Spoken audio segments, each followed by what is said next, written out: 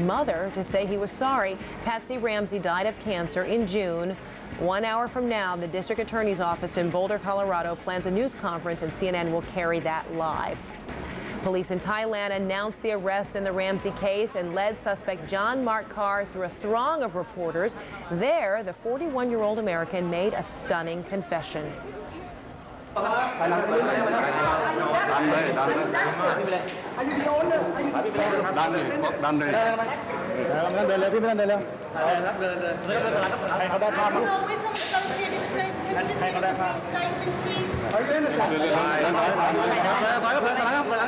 love JonBenet.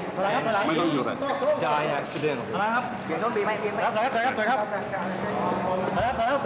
ะวังหลังฮะระวังหลังซ้ายขวา Are you an innocent man? No. What happened? Her death was an accident. So you were in the basement? Yes. Can you tell us about your connection to the Ramsey family? No comment on that. How did you get into the basement to play with her? No comment on that. And how do you feel now? How are you being treated? I'm being treated okay. How long have you known JonBenet? No comment on that. John Mark Carr is being ejected from Thailand and being sent to Colorado. Our Ed Lavandera is in Boulder, Colorado, with the latest from there, where a press conference is to take place an hour from now. And so, Ed, did Colorado authorities expect that the Thai authorities would parade him out like this? We haven't gotten any indication from them one way or the other if they expected anything like that.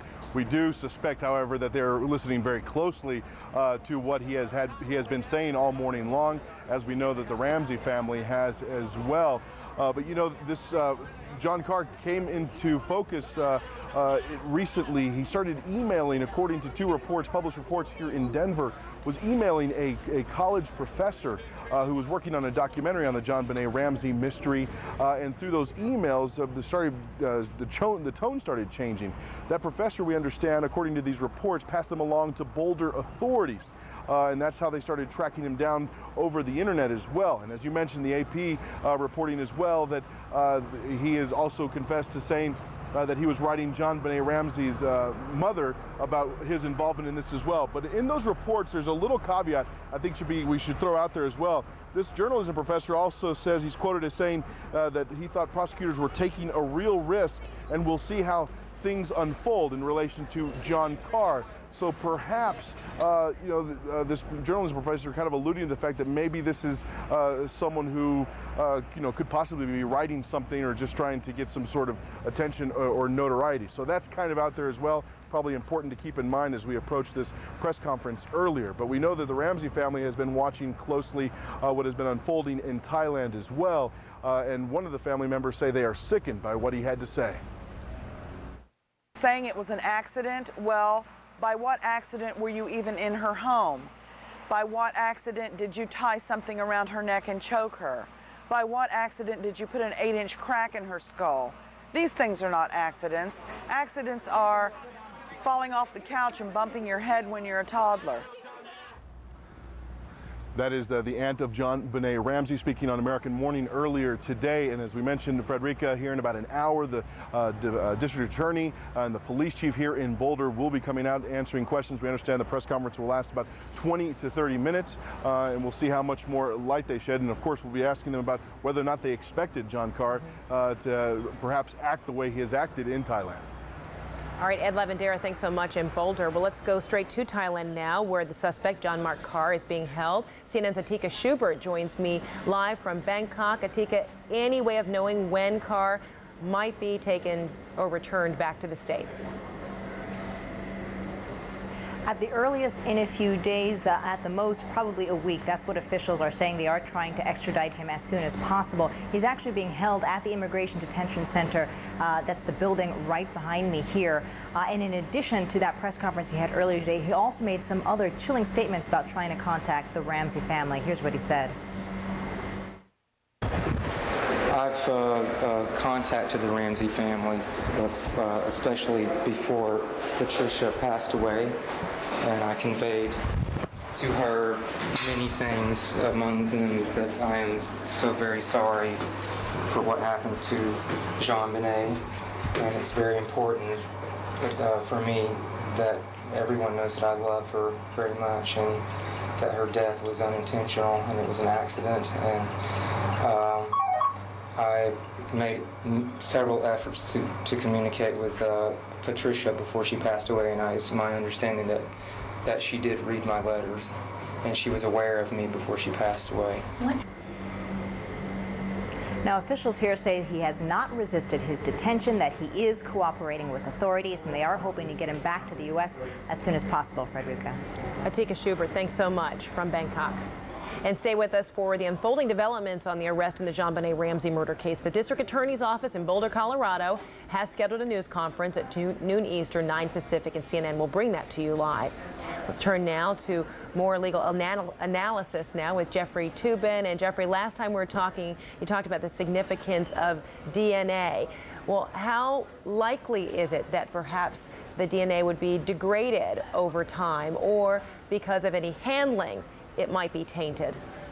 Well, if this case goes to trial, you can be sure that if there's a DNA match, the defense will try to discredit DNA, say the collection was not good, the scientific testing was not good.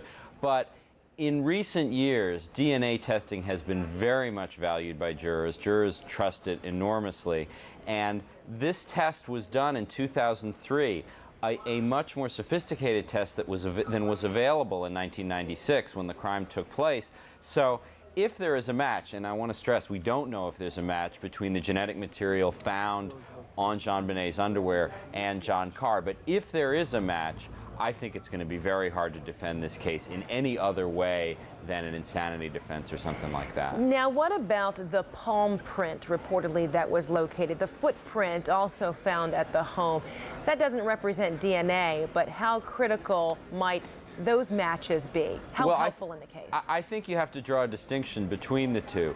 Footprints, that is the outline of a shoe, is good evidence for the prosecution. It's not great evidence. Lots of people have the same shoe size. You can't always identify what shoe it came from and whether the suspect owned the shoe. So a footprint is helpful evidence, not open and shut evidence. If Carr's palm print was found in the house, that would be devastating evidence. Unless, and I mean, it would probably be devastating evidence. One thing that we don't know is somewhat mysterious. One of the many things we don't know is what was the relationship, if any, between Carr and the family. Right, Carr both said sides are saying no comment to that. Well, not exactly. Carr said he loved JonBenét. Right. I mean, which suggests that he knew her in some way. John Ramsey, in a statement earlier today, said briefly, he didn't elaborate, but he said, as far as I know, we didn't know him. Now, those do seem somewhat contradictory. Could a 6-year-old girl know an adult and her parents not know about it? It seems unlikely, but that's obviously something that the investigators are going to want to explore. So why, again, is it so important for them to establish what kind of relationship existed or didn't? Well, the prosecution is going to have to tell a story. They're going to have to go to a jury, assuming this case goes to trial, and say, look, this is a man who became obsessed with JonBenét in the following ways, and this is what he did. This is how he got in the house. The jurors are going to have the same questions we all do. Is like, how did this happen? Who is this guy? Why was he in Boulder? Why did he know JonBenét?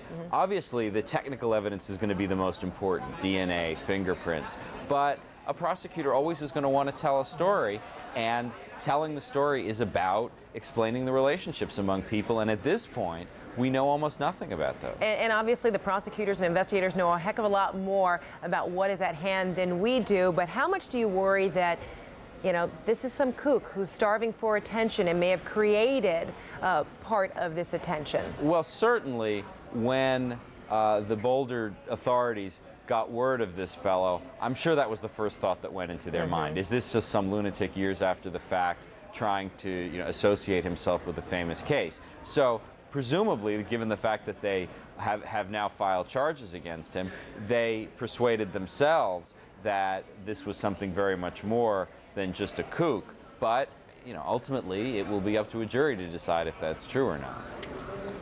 All right, Jeffrey Toobin, thanks so much. We'll be talking again soon. Okay. There's been a lot of attention focused on JonBenét's parents over the past 10 years. John and Patsy Ramsey were among the social elite in affluent Boulder, Colorado. John worked as an executive at a computer services firm. Patsy ushered her daughter to beauty pageants. Their daughter's death put them in the national spotlight, one often filled with sensational tabloid headlines. The couple spent the last 10 years under what police called an umbrella of suspicion. The Ramseys later moved to suburban Atlanta. That's where Patsy Ramsey died just this past June from ovarian cancer. John Ramsey says his wife knew police had a suspect in the case before her death. A surprise arrest, a stunning confession, but do all the pieces seem to fit? A well-known criminal profiler weighs in on the JonBené Ramsey suspect. And a woman who says she was once married to suspect John Mark Carr puts a hole in his confession. Find out what she has to say coming up on CNN, the most trusted name in news.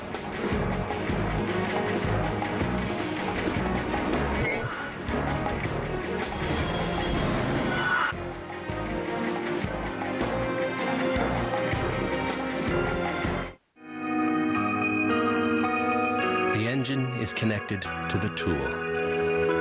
The tool is connected to the hand. The hand is connected to the body.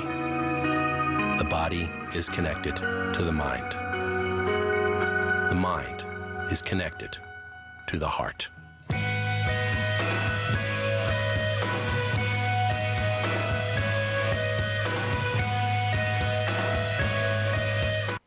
Three bedrooms, two baths, and a fireplace. And a fireplace. Whoa!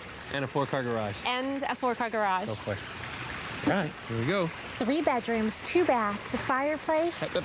And a 4-car garage. And a 4-car garage. All right, let's go. Come on, we got 3 bedrooms. You can wish for your dream home, or we can find it for you. Results. Another executive advantage. Start your search today at realtyexecutives.com. Let's go. Larry King tonight. Finally an arrest in the JonBené Ramsey murder case. 2 months after her mom's death. Larry King Live. Tonight, 9 Eastern. Only on CNN. We've been celebrating all summer. Hi, I'm Dale Emmert, and we'd love to thank you for stopping in and signing up for your chance to win one of 60 great prizes. Now we'd like to invite you to our picnic party celebration this Saturday. You'll hear the band Milk and Honey, have a hot dog or two, and enjoy a cold soda. At 2 o'clock, we'll draw for our grand prize winner of a $6,000 home makeover. This Saturday only, we'll throw in free interest until 2010. See you this Saturday. Simpson Furniture. Now, Mr. Webb, if that is your real name, where were you on that night? Probably online. So you admit it. But there's more, isn't there? You were using Mediacom Online, downloading huge video and audio files and flying from one website to the other. You bet. Answer the question. What question? Are you an internet speeder? Of course I am. Using anything else would be criminal. Case closed. Mediacom Online for just $29.95 a month for 6 months. Call today. In the footsteps of Bin Laden premieres CNN Wednesday, August 23rd. Closed captioning provided by Activon. Applied directly where it hurts. New from the makers of Head-On. Introducing Activon. Arthritis pain? Activon. Apply directly where it hurts. Activon Arthritis. In stores now. Stay with us for the unfolding developments on the arrest in the JonBené Ramsey murder case. The district attorney's office in Boulder, Colorado has scheduled a news conference at noon Eastern, 9 Pacific, and CNN will bring that to you live. Here's what we know right now about the arrest in the JonBené Ramsey murder case. The suspect is American John Mark Carr. The former school teacher is being held in Bangkok, Thailand, and awaiting extradition to Colorado. Earlier today, he told reporters, quote, "I was with JonBené when she died," end quote. He also said her death was an accident. Carr also told the Associated Press that he wrote to JonBené's mother to say he was sorry. Patsy Ramsey died of cancer in June. At the top of the hour, the district attorney's office in Boulder plans that news conference, and we will bring that to you live. Well, lots of questions about murder suspect John Mark Carr. A woman who says she is his ex-wife has come forward in California. Laura Carr tells San Francisco's KGO TV that she doesn't believe her former husband was involved in JonBenét's killing. She says she was with him in Alabama at the time of the murder. She says she divorced Carr after he was arrested on child pornography charges back in 2001. He had been working as an elementary school substitute teacher at the time. It's turned now to criminal defense attorney and former Denver prosecutor Craig Silverman. He joins us now from Denver. Craig, good to see you.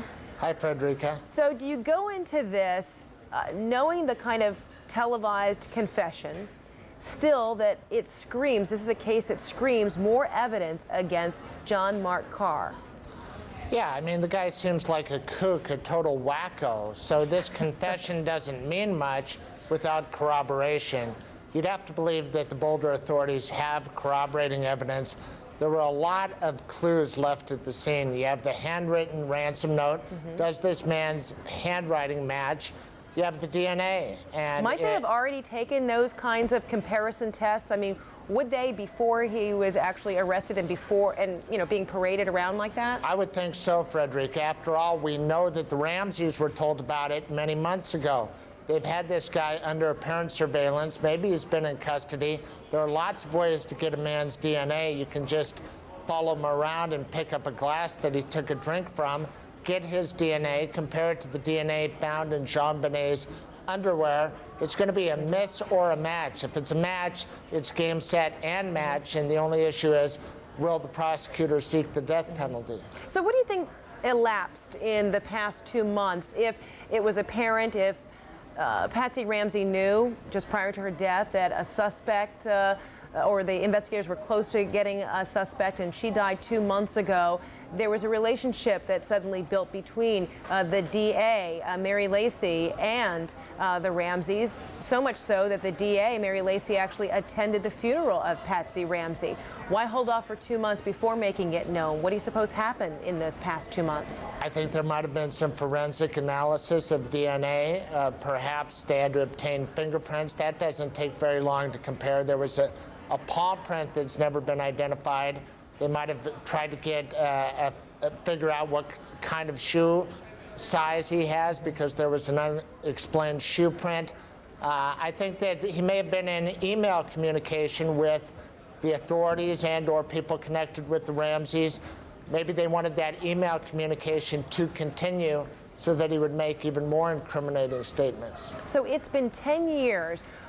Just based on your experience as a prosecutor, why would you believe a suspect of his nature would wait 10 years before kind of getting this itch to reach out and make himself known? Well, we're talking about a sick, twisted man. Anybody who could do this to a little girl had to be that sort of individual. So why would a rational person do it? They wouldn't. But a rational person wouldn't have sexually assaulted and then garroted to death this little girl. And now put on your defense attorney hat, does the fact that he has lived in many places, both domestically and abroad, he's worked with kids, how does that help or hurt his defense? I don't think it helps very much, but you certainly have a lot of alternate suspects. You have a Boulder Police Department that was so focused on the Ramseys being under an umbrella of suspicion, the case was taken away from them. All those detectives are still alive and they could be defense witnesses. But the story is going to be told by the scientific evidence, the DNA, the palm print, the handwriting, those sorts of indications. Either they match and connect John Carr or they disconnect, and we're going to be shaking our head wondering what is all this fuss about. So if you were his defense attorney, how would you proceed? How would you try to build a defense for your client, knowing what we know? First thing I'd do is to tell this guy to shut up. I mean, this whole thing about it's an accident. I was there when JonBenét died. This wasn't an accident. The little girl was hit on the head, almost a foot-long fractured skull, and then slowly garroted, asphyxiated to death. I'd tell this guy to shut up. I'd, of course, get mental health examinations for this guy, and then I'd look at the DA's file and see what kind of evidence that they had. If this guy has a prior record and it appears that he did, there are a lot of statutory aggravating factors that make him eligible for the death penalty. Boulder's a liberal jurisdiction, but you present evidence of this kind of crime on Christmas night in a girl's home, I think even some Boulderites would vote for death. Well, does this kind of speaking out on his behalf kind of imply that he has no intention of trying to plead not guilty? Well, there are a lot of people who say that until they start to realize what they're facing. Some people will do anything for their 15 minutes of fame. Maybe this is what it's all about. What he's saying right now is nonsense. It appears he's a kook. He has mental health problems. He's got a lot of problems, and time will tell where it goes. But a lot of people start talking courageously, then they get a lawyer, and then they start to say, if he's saying, I just want to be prosecuted, second-degree murder is not going to be the charge.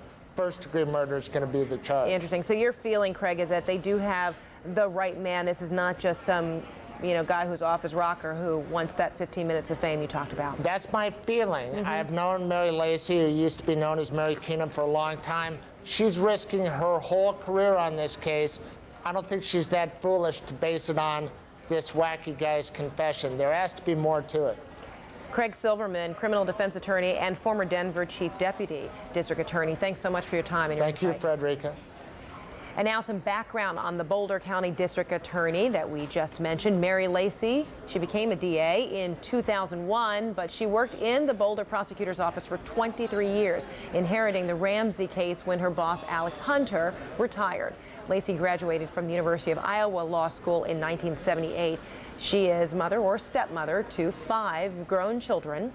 Lacy takes special interest in women's issues and works as an advocate for rape victims. As district attorney, she established Boulder County's sexual assault investigative team. And there are a lot of questions about John Mark Carr, who he is and what he's like. His former neighbor shared in her opinion. John Carr was always the really, really, really nice man next door who, when I was 7 years old, would buy some of the most gift wrap out of anybody on the street when I sold it for my school, and always bought lots of tag-alongs and Thin Mints when I was selling them for Girl Scouts. Well, stay with us for unfolding developments in the arrest in the JonBenét Ramsey murder case. The district attorney's office in Boulder, Colorado has scheduled a news conference, noon Eastern, 9 Pacific, and we will bring that to you live. Now let's go straight to the newsroom and Carol Lynn with some new developments. That's right, Frederica. A former CIA contractor, David Pissarro, has been convicted of 1 felony assault and 3 misdemeanor assaults on an Afghan detainee. He has been accused of beating him up, a beating that led to this Afghan detainee's death. Now, David Pissarro is the first American civilian charged with mistreating a detainee during the wars in Iraq and Afghanistan. Prosecutors in this case said that Pissarro beat this Afghan detainee mercilessly for 48 hours during an interrogation with a black flashlight. Fingerprints on that flashlight linked him, as well as photographs that were analyzed of the detainee's body. And that is how the jury reached its conclusion. The defense said that Pissarro only merely tapped this detainee. And in the defense attorney's words, according to the Associated Press, if this detainee, as the defense called him, a terrorist, were still alive today, that nobody would be in court. But there has been a conviction, according to the Associated Press, of this former CIA contractor. Under the Patriot Act, it was allowed that civilians could be tried for these kinds of crimes. So, Fred, we're going to get more details. There was an impasse with the jury. They had difficulty in coming to this conclusion. It's not the maximum. He was not convicted of the 4 felony assault charges he was charged with. He will not necessarily get the maximum 40 years in prison. That was the potential here, but significant because of obviously the environment post 9/11 and the questions of detainee treatment and how far interrogation tactics will go. All right, Carol Lynn, thanks so much. Well, it is called the perfect storm of infectious diseases, and it appears to be infecting more and more children.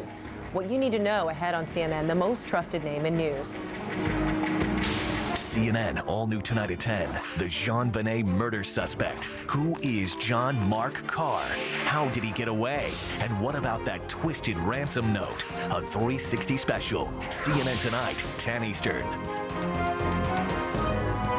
If you have a Charité artificial disc, call 1-800-BAD-DRUG for important information. According to a prominent spine surgeon, these discs should be recalled. Our law firm is investigating reports and pursuing claims on behalf of individuals experiencing serious health problems caused by the Charité artificial disc. If you have a Charité artificial disc implanted, call toll-free 1-800-BAD-DRUG to speak to an attorney about your rights. Call now for a no-obligation free consultation. Call 1-800-BAD-DRUG now. I'm Anthony McCants, and here's my story. I like to play basketball with my son for fun. I play mind games with him, and I tell him, you can't shoot from outside. You can't take me straight up. I got arthritis about 10 years ago. A friend told me about Aleve. I said, what the heck? Let me try it. It made me feel so much better. When you find something that works for you, you stick with it. My son has no idea that I'm taking Aleve. If he did, he would say that Aleve helped me win the game. He's a sore loser like his mother. Looking for the perfect computer for back to school? Circuit City makes it simple. I guess you're just what I need. Right now at Circuit City, bring in any PC and get a free checkup, a $40 value.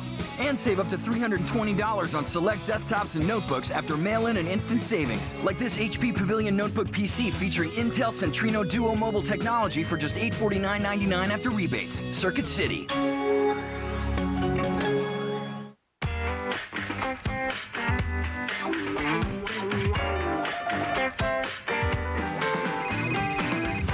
The Home Depot is giving you a good reason to decorate your ceiling.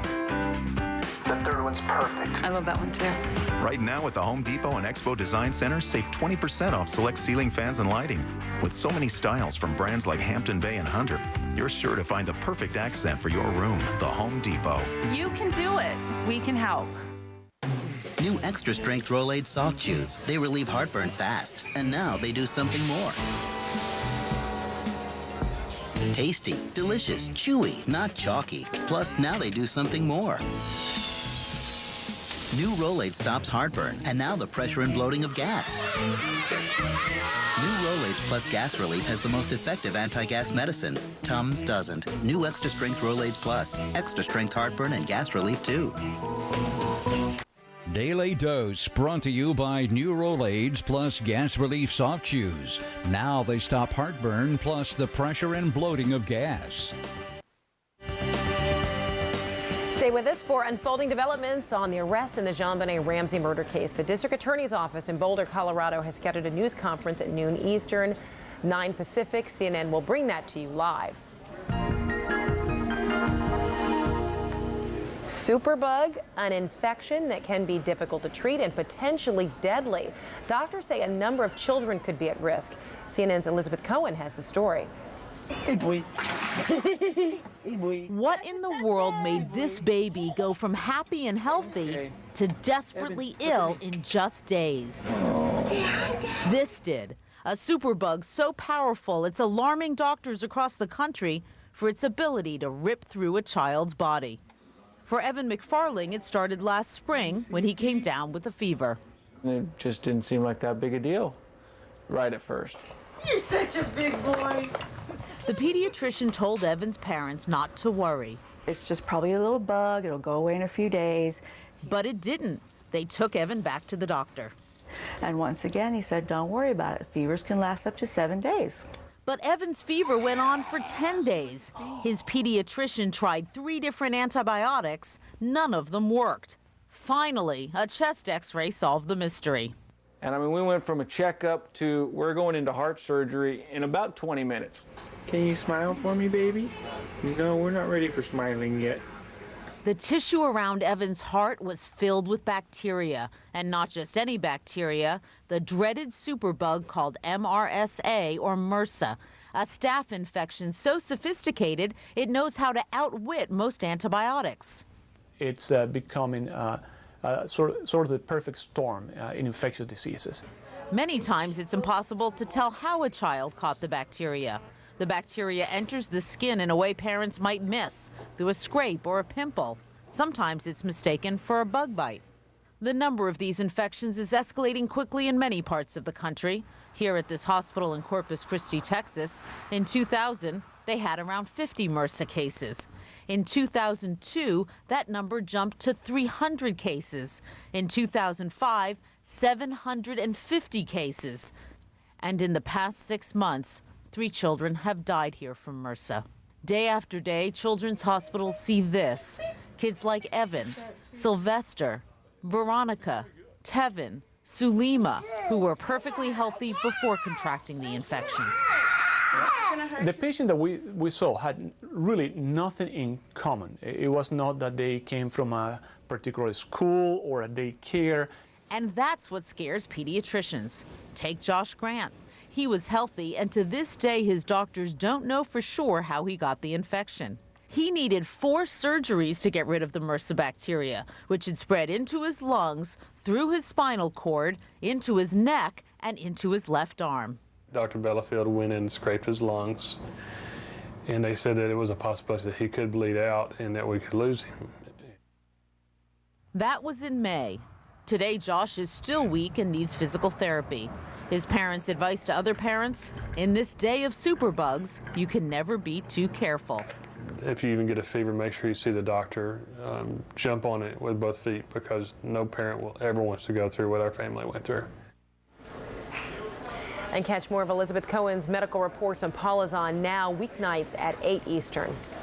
Updating the arrest in the JonBenet Ramsey case now. Here's what we know. Former school teacher John Mark Carr says he was with the 6-year-old beauty queen when she died, but he says her death was an accident. Carr is in custody in Thailand. In an Associated Press interview, Carr says he wrote to JonBenet's mother, Patsy Ramsey, before her death in June. He says he told her he was sorry for what happened. We expect to learn more about the case in about 30 minutes from now. The Boulder DA holds a news conference, and we'll have that for you live. Pat Brown is a nationally known criminal profiler and founder of the Sexual Homicide Exchange. She joins me now from Washington. Good to see you, Pat. Hi. Well, had it not been for this Colorado University journalism professor to have this kind of email exchange with John Mark Carr and then alerting authorities, do you think this arrest would be here now? Well, probably not, because most cold cases get solved by either luck or a DNA match in a hit in a predator bank, or somebody out in the public, a citizen, will say, hey, wait a minute, here's something peculiar, here's a person you want to take a look at, and they'll bring that to the attention of the police. And from there on, it's up to the police investigators to go forth with the investigation. And it really does take a lot for the investigators to follow up on that, because they get calls all the time about stuff, and most of which they don't want to take seriously. Well, absolutely, especially in a case like this, because this has been such a prominent case. You're going to get all these nutcases around who just become obsessed, and they want to be with JonBenet. They even want to be with JonBenet in the moment she's dying. So that somebody would say this, to me, doesn't prove that they committed the crime. There's only 3 things that are really going to lock it in. DNA that matches the scene from this man, his handprint inside the house at that location, or in his own possession, he would have to have something from the crime scene. Other than that, he might just be a nutcase who wants attention. For 10 years under the cloud of suspicion, JonBenet's immediate family members. Was it your gut feeling from the start that the family members had something to do with this crime, or that it had to be from someone outside the family? Well, it was such a strange crime that the family did come into focus right in the beginning. There were interesting fibers at the scene that matched the family. There was the peculiar behavior. There was their refusal to take a polygraph. And on top of that, there's something interesting in the note, that 3-page note, which makes no sense for a child predator to write. The person wrote, listen. And you don't write a note and write listen unless you're dictating it to someone, which would indicate 2 people involved. So there's enough things that are peculiar that make the family still, unless they're going to come up with some absolute evidence on Carr. But also peculiar, too, that the crime was so brutal because of the brutality of the crime. It's not likely, say some, that a parent would carry out an attack like that. Well, it depends how we look at the crime. Whether we look at the crime as possibly an accident and a cover-up, it can look more brutal than it might have really been. After all, isn't this what Carr is saying? Of course, we don't believe anything he says. So, every child predator who tries to kidnap a child will say that. But also, what child predator who wants to kidnap a child for sexual purposes, writes a 3-page ransom note and says he was trying to get money? That makes no sense. And so now the comparisons, if it hasn't already been made, his handwriting compared to this ransom note, would that really help kind of close this I guess any questions about him? Actually, not at all, because the ransom note, first of all, somebody already said it matched Patsy's handwriting, so we already have a disagreement right there. And thirdly, nobody's looked at this. I looked at that ransom note, and I noted that the font looked like it was traced off a Choose Your Own Adventure story. This is a story that young boys read at 8 or 9 years old. It looked like somebody actually traced it. So, you know, can you really tell the handwriting or not? And I don't know whether that's been looked into, but they're going to have to come up with absolute physical evidence and nothing else. If there's a way to delve into the mindset of John Carr, how would you do so, knowing that he reached out to Patsy Ramsey before her death in June, that he would want to open up this dialogue with these family members who've been grieving now for 10 years? Well, he is obviously obsessed with children. That's clear. He's obviously a pedophile. That's also clear. It's also obvious that he's found ways to get near children without actually killing them. And he wants, and for JonBenét, she was like the princess of all, so I can see his obsession. The question is, did he actually commit the crime? And then one more interesting thing, why would his wife not know where he was around Christmas? He had 3 children with her. That's a little weird as well. So ex-wife. They're going to have to, the ex-wife, excuse me, the ex-wife said he was with her. You would think she would know where her husband was on Christmas. So there's, I say, it comes down, it's going to be the evidence, and we're hopefully at 12 o'clock we'll hear that there is actual evidence linking this man to the crime. That would be nice, but I'm still... Jury's out on this one. I mean, there are a lot of things that are strange about this. He, you know, himself is saying, you know, before television cameras that he was there at the time of JonBenét's death. He doesn't necessarily say right out that he killed her. He just says that he was there. And it was an accident, yes. And so was he there in spirit, or was he really there bodily? And that it has to be proved it was bodily, not just in his mind. How do you see this case as being a risky one for any law enforcement, or specifically the DA, Mary Lacy, to say, you know what, I think we've got all the things necessary in order to corner this person, name him a suspect, charge him, and bring him overseas to this country to face these charges? Big risk for her? Well, it's a big risk unless she really has absolute evidence. I mean, I certainly wouldn't want to put that out there myself, knowing the publicity it's going to generate, without having something so absolute that I'd feel confident I wouldn't make a fool of myself. So I'm assuming they've got something, but I don't know what the heck it could be at this point. So I'm hoping they didn't just jump the gun and start something up, and that really is meaningless. And so now you have to wonder, given that John Carr has been a lot of different places over the years, hopscotching across this country as well as overseas, might a number of jurisdictions be trying to look at whether he in any way could be linked to any other kind of child molestation, or even you know, child assault or murder cases in their jurisdiction that he may have been in? Well, absolutely, because if he were in, let's say, 3 different locations at the exact day some little girl gets murdered, you would take a look at that very, very closely. The question is, can you prove exactly where he is on what day? If you work in this field long enough, you'll realize the coincidence rate is extremely high, and it'll drive you absolutely berserk. You can have a murder in an area, and you can find out the 2 serial killers live within a block of each other and a block of the murder, and then neither one of them committed the crime. So you can't jump to those conclusions and get tunnel vision. You have to keep all the options open until you have the evidence in your hand. All right, Pat Brown joining us from Washington. Thanks so much. And you were seeing on the other side of the screen there preparations for the press conference out of Boulder, Colorado, right there. That is scheduled to take place less than 30 minutes from now. We'll be carrying that live. Meantime, here's a look at the Boulder Police Department from the start. Detectives have been roundly criticized for their handling of the Ramsey investigation. Among the mistakes they're accused of making: allowing John Ramsey to search his home without a police escort, giving the Ramseys a copy of the ransom note, and according to the Ramseys, failing to aggressively pursue other suspects or leads. During a 2001 interview, John Ramsey, the father, compared Boulder to the fictional town of Mayberry and its police officers to Andy and Barney. Well, stay with us for the unfolding developments on the arrest in the JonBenét Ramsey murder case.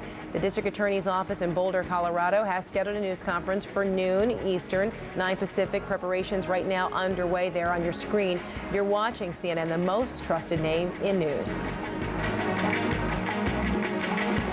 I learned a lot when I found out I had high blood pressure, but I didn't know it could lead to erectile dysfunction. Having diabetes changed my life, but I didn't know it could lead to ED. Guys should know that having certain health conditions like high blood pressure or diabetes may lead to ED, and that Levitra can help.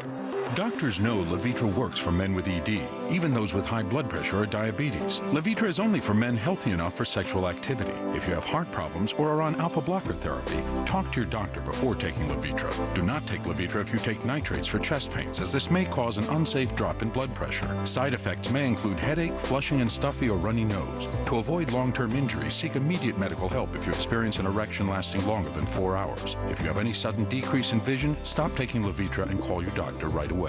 Imagine what Levitra can do for you. Talk to your doctor. The more you know about ED, the more you'll want to know about Levitra. Work on that left hand. Thanks for the jest, Mom. Simple, everyday moments can be the perfect time to talk to your kids about not smoking, so you don't have to plan a big discussion. There's a dragonfly on one of the roller coasters. Is your leg? A little moment will do just fine. Talk to your kids about not smoking. Smoking cigarettes can hurt your game too. They'll listen. Don't worry, Dad. I won't. For conversation starters, log on to philipmorrisusa.com. Now at Office Depot, you'll find an HP computer everyone will love. Use it to watch movies, to manage your music collection, or for work.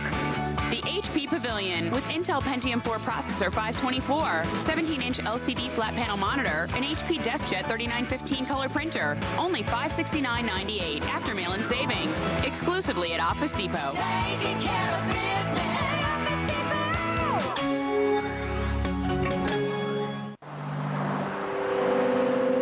It's here. But not forever. The Lexus Golden Opportunity Sales Event. See your Lexus dealer before this opportunity disappears. August 23rd, Bin Laden's legions out to destroy America. Now more than ever, know your enemy. In the footsteps of Bin Laden, a CNN 2-hour special investigation, August 23rd, 9 Eastern.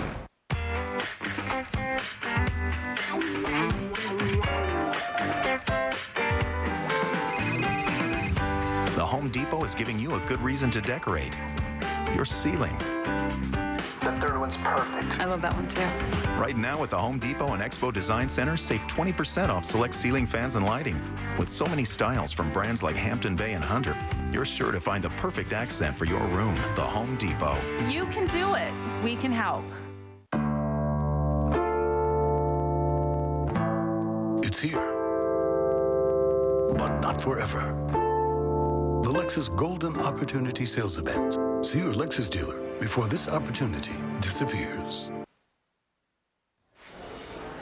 Tiger Woods starting the PGA Championship with the British Open and Buick Open titles fresh in his pocket. CNN's Larry Smith is following today's action at the Medina Country Club outside Chicago.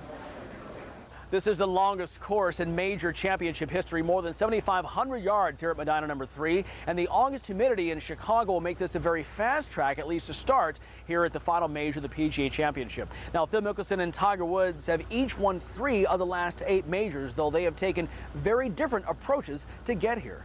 I guess here's a great example of how Tiger and I prepare differently. You know, he goes into the PGA Championship thinking that winning the British and winning the Buick Open is the best way, and I go in thinking that missing the cut is, and it gives me a weekend off to really focus on my game that he didn't have that weekend off.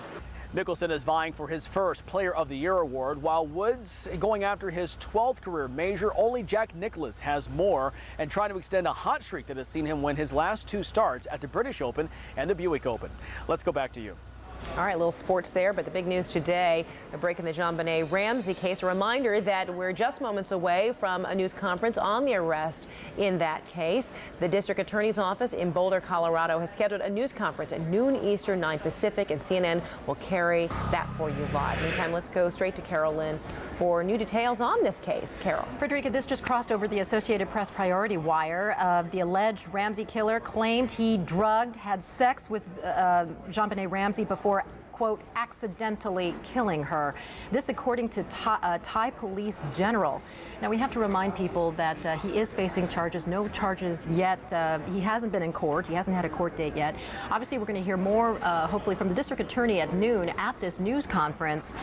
Frederica, this is really unusual access to a murder suspect. I mean, the Associated Press was able to sit down with Carr for an interview. He has been talking publicly in a confessional manner, and it is also very unusual to hear from authorities who are detaining him coming out with not only detail but such graphic details. So there are a lot of questions that hopefully will be answered at this noon news conference as we're looking at this photo opportunity overseas of this suspect in this 10-year-old murder case. Yeah, and it's what's also remarkable about this, Carol, too, is, while prosecutors may not have a big complaint about a suspect being so loquacious, perhaps as a defense attorney might be a bit chagrined, like, stop talking already. Well, it's just, you just don't see this kind of thing. I mean, it's 10 years goes by and suddenly this man in Thailand is saying that he killed this little girl and offering up so much detail about the case. And a lot of those details have been out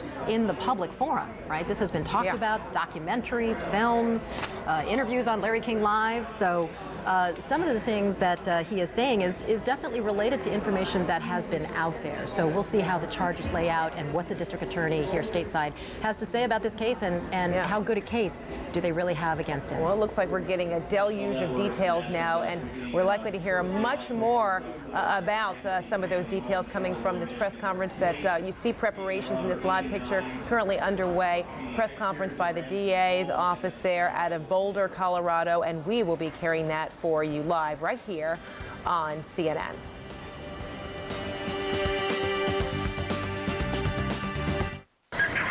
People always ask insurance guys, when can I get my car back?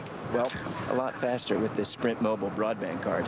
I can instantly download customer data, file the claim, and handle more customers per day. Do more with Sprint Mobile broadband. So when can I get my car back? Well, Sprint Business makes just about any place a workplace. Get a card for $49.99 with an unlimited data access plan after mail-in rebate. Visit sprint.com/business. Michael Jackson scandals keep coming. Is the king of pop being forced into bankruptcy? The latest on Nancy Grace. Nancy Grace, Headline Prime, tomorrow 8 Eastern. At Mediacom, we built our nationwide digital network for you to live life better here in Iowa. Our fiber optic technology gives you more choices to put you in control and connect you to the world faster and easier. Digital cable, high-speed internet, and soon Mediacom phone service with the freedom to call coast to coast for one low flat rate. More choices, more control, more convenience, all from Mediacom's digital network. The other day, my neighbor set out to find the best deal on a cell phone, and so did I. She drove all over town convinced that the big retailers offer the best deals. No, we're out of that phone. I just went to my computer and logged on to Let's Talk. They make it easy to compare plans from every major carrier. And Let's Talk is the best way to shop for all the latest cell phones. You can order online or call toll-free for deals you won't find anywhere else. Like the hot Motorola Razr with Bluetooth technology, a $319 value, yours free after rebate with new singular calling plans. Let's Talk is easy, uncomplicated, and their deals are much cheaper than retail. I would like to order them. Keep your old number or get a new one. Let's Talk has the best prices, the best plans, and the most free phones, guaranteed. Free phones and free shipping without leaving home. Why drive all over town when Let's Talk has the best deals around? Log on to 42letstalk.com or call now to order your free Motorola Razr. Let's Talk, the smartest way to shop for cell phones. So log on or call now. Major credit card required. You've seen the power of nature. Now discover the power of knowledge. Learn the facts. More people die from heat waves than from cold and blizzards. Know what to do. To be on the safe side, limit outdoor activity between 10 and 3 when the sun is at its hottest. Safe Side, a weather preparedness campaign from the Weather Channel.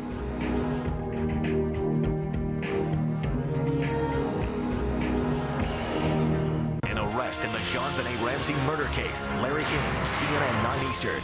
Closed captioning hours provided by Pure Silk. Finally, shave cream for women, and it's Pure Silk. New Pure Silk Shave Cream conditions and moisturizes for legs like pure silk. Looks like, feels like legs like pure silk. 10 minutes away now from a press conference out of Boulder, Colorado, from the district attorney's office in the JonBenet Ramsey murder investigation, and details maybe just 10 minutes away now on the suspect now in custody. Well, updating the arrest in the JonBenet Ramsey case, here's what we know right now. A stunning admission from the suspect, former school teacher John Mark Carr. He says he was with JonBenet Ramsey when she died, but her death was an accident. In an Associated Press interview, Carr says he wrote to JonBenet's mother, Patsy Ramsey, before her death in June. He says he told her he was sorry for what happened. We are waiting for that news conference to begin by the DA in Boulder, Colorado on the arrest that it's expected to take place just about 10 minutes from now. We'll be having live coverage of that. Police in Thailand announced the arrest in the Ramsey case and led suspect John Mark Carr through a throng of reporters. There, the 41-year-old American seemed to confess. I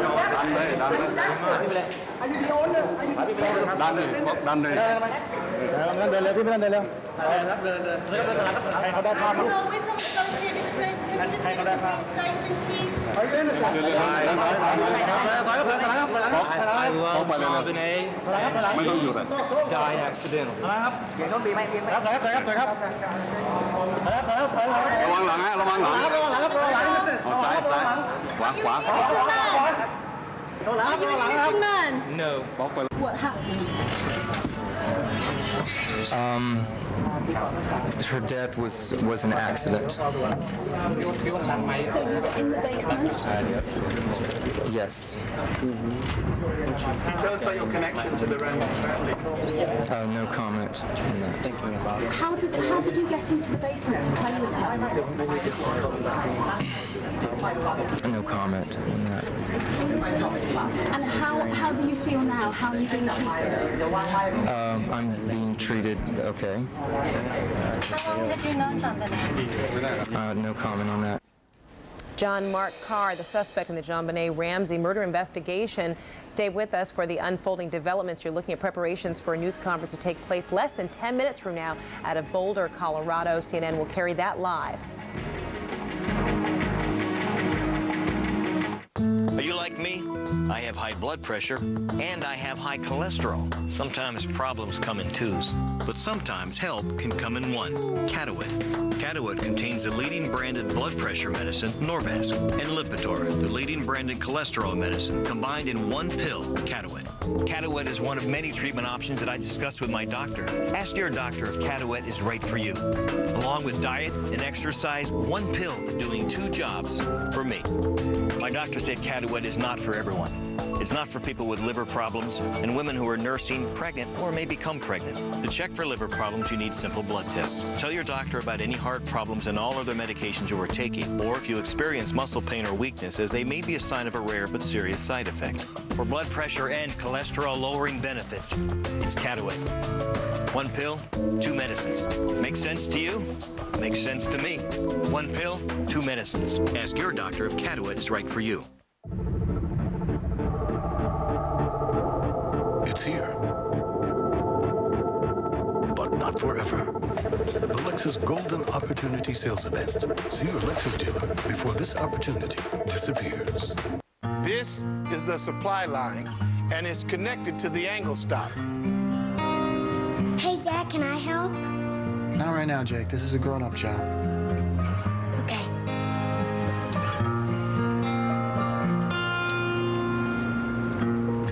Hey, buddy. Want to hold the flashlight for me? Okay. What's that? It's a supply line. Supply line? This is an angle stop. Supply line. Ditech.com can save you thousands of dollars in closing costs. With our previous refinances, we ended up paying a lot in closing costs. This time, we went to Ditech, and it was only $395. Log on or call 1-800-71-FIXED. We are moments away from three-time bronze medalist Hans Wegebauer's historic jump over Copper Gorge. 2004. Let me check this dude out. There's no prayer. And we've got liftoff. Where'd he go? He was there and then, poof. Life comes at you fast. When it does, nobody covers your boat like Nationwide. Investments, retirement, insurance. Nationwide is on your side. In minutes, we will hear from the Boulder District Attorney on why John Mark Carr was arrested for murdering the former child beauty queen, JonBenét Ramsey, 10 years ago. We're minutes away from this press conference to take place out of Boulder, Colorado. When it does, we'll be taking that live. Updating the arrest in the JonBenét Ramsey case, here's what we know right now. A stunning admission from the suspect, former school teacher John Mark Carr. He says he was with JonBenét Ramsey when she died, but her death was an accident. In an Associated Press interview, Carr says he wrote to JonBenét's mother, Patsy Ramsey, before her death in June. He says he told her he was sorry for what happened. We are now awaiting a news conference by the DA in Boulder, Colorado, on the arrest. That's expected to begin just minutes from now. We'll have live coverage of it. Well, here's a look now at the suspect, John Mark Carr. According to newspaper reports, the 41-year-old school teacher grew up in Georgia and Alabama. He is divorced with 3 children. Carr taught at an elementary school in Petaluma, California for several months in 2000 and 2001. In an online resume, Carr claims he worked in Honduras, Costa Rica, South Korea, Germany, and the Netherlands. He was arrested in 2001 on child pornography charges. He apparently fled the country while on bail. Stay with us for the unfolding developments on the arrest in the JonBenét Ramsey murder case. The district attorney's office in Boulder, Colorado, to hold a press conference just minutes from now, noon Eastern, 9 Pacific. We'll bring that to you live. You're watching CNN, the most trusted name in news. Here's to men, to guys who want to take longer drives with fewer pit stops, to guys who want to spend less time in the men's room and more time fishing. And here's to Flomax. It's approved to treat male urinary symptoms due to BPH, also called an enlarged prostate. In 1 week, Flomax may help symptoms like going often, going urgently, weak stream, frequently waking up at night to go. For you, Flomax could make a difference in 1 week. Ask your doctor if symptoms are from BPH, not prostate cancer. Common side effects of Flomax are runny nose, dizziness, and decrease in semen. Upon standing, a sudden decrease in blood pressure may occur, rarely resulting in fainting. So when starting Flomax, avoid situations where injury could result. For more information, call 877-4FLOMAX. Ask your doctor about Flomax. Flomax could make a difference in 1 week. From the newest innovations to the latest styles, Best Buy has brand name appliances for every part of your life. Appliances that get the job done, so you can get on with what's really important to you. You can trust our appliance experts to show you all the latest, like Whirlpool's Cabrio washer and dryer. Save time and money by washing up to 3 baskets of laundry in a single load. Now with 24-month financing, get the appliances that fit your life at Best Buy. Attention patients with Guidant and Medtronic's heart defibrillators. Over 100,000 Guidant and Medtronic's defibrillators were recalled due to malfunctions in these medical devices. Many patients may be at risk of harm resulting in serious injury or even death. If you or a loved one received a Guidant or Medtronic's heart defibrillator, call 1-800-BAD-DRUG for a free consultation. Call 1-800-BAD-DRUG now.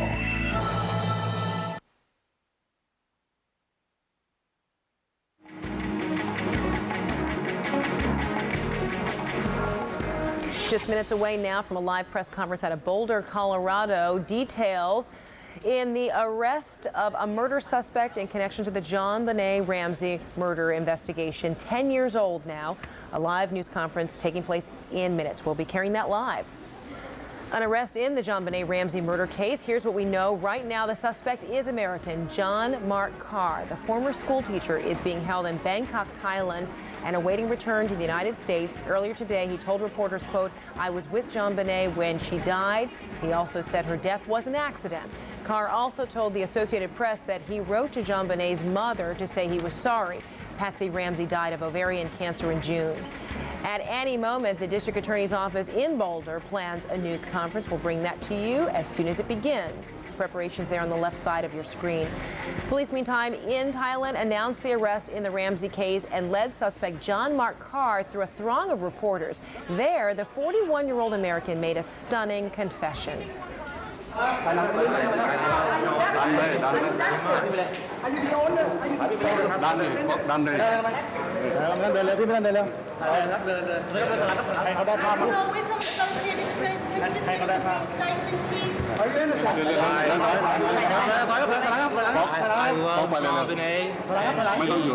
Died accidentally.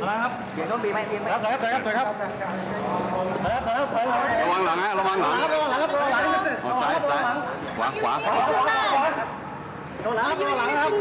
No. What happened? Her death was an accident. So you were in the basement? Yes.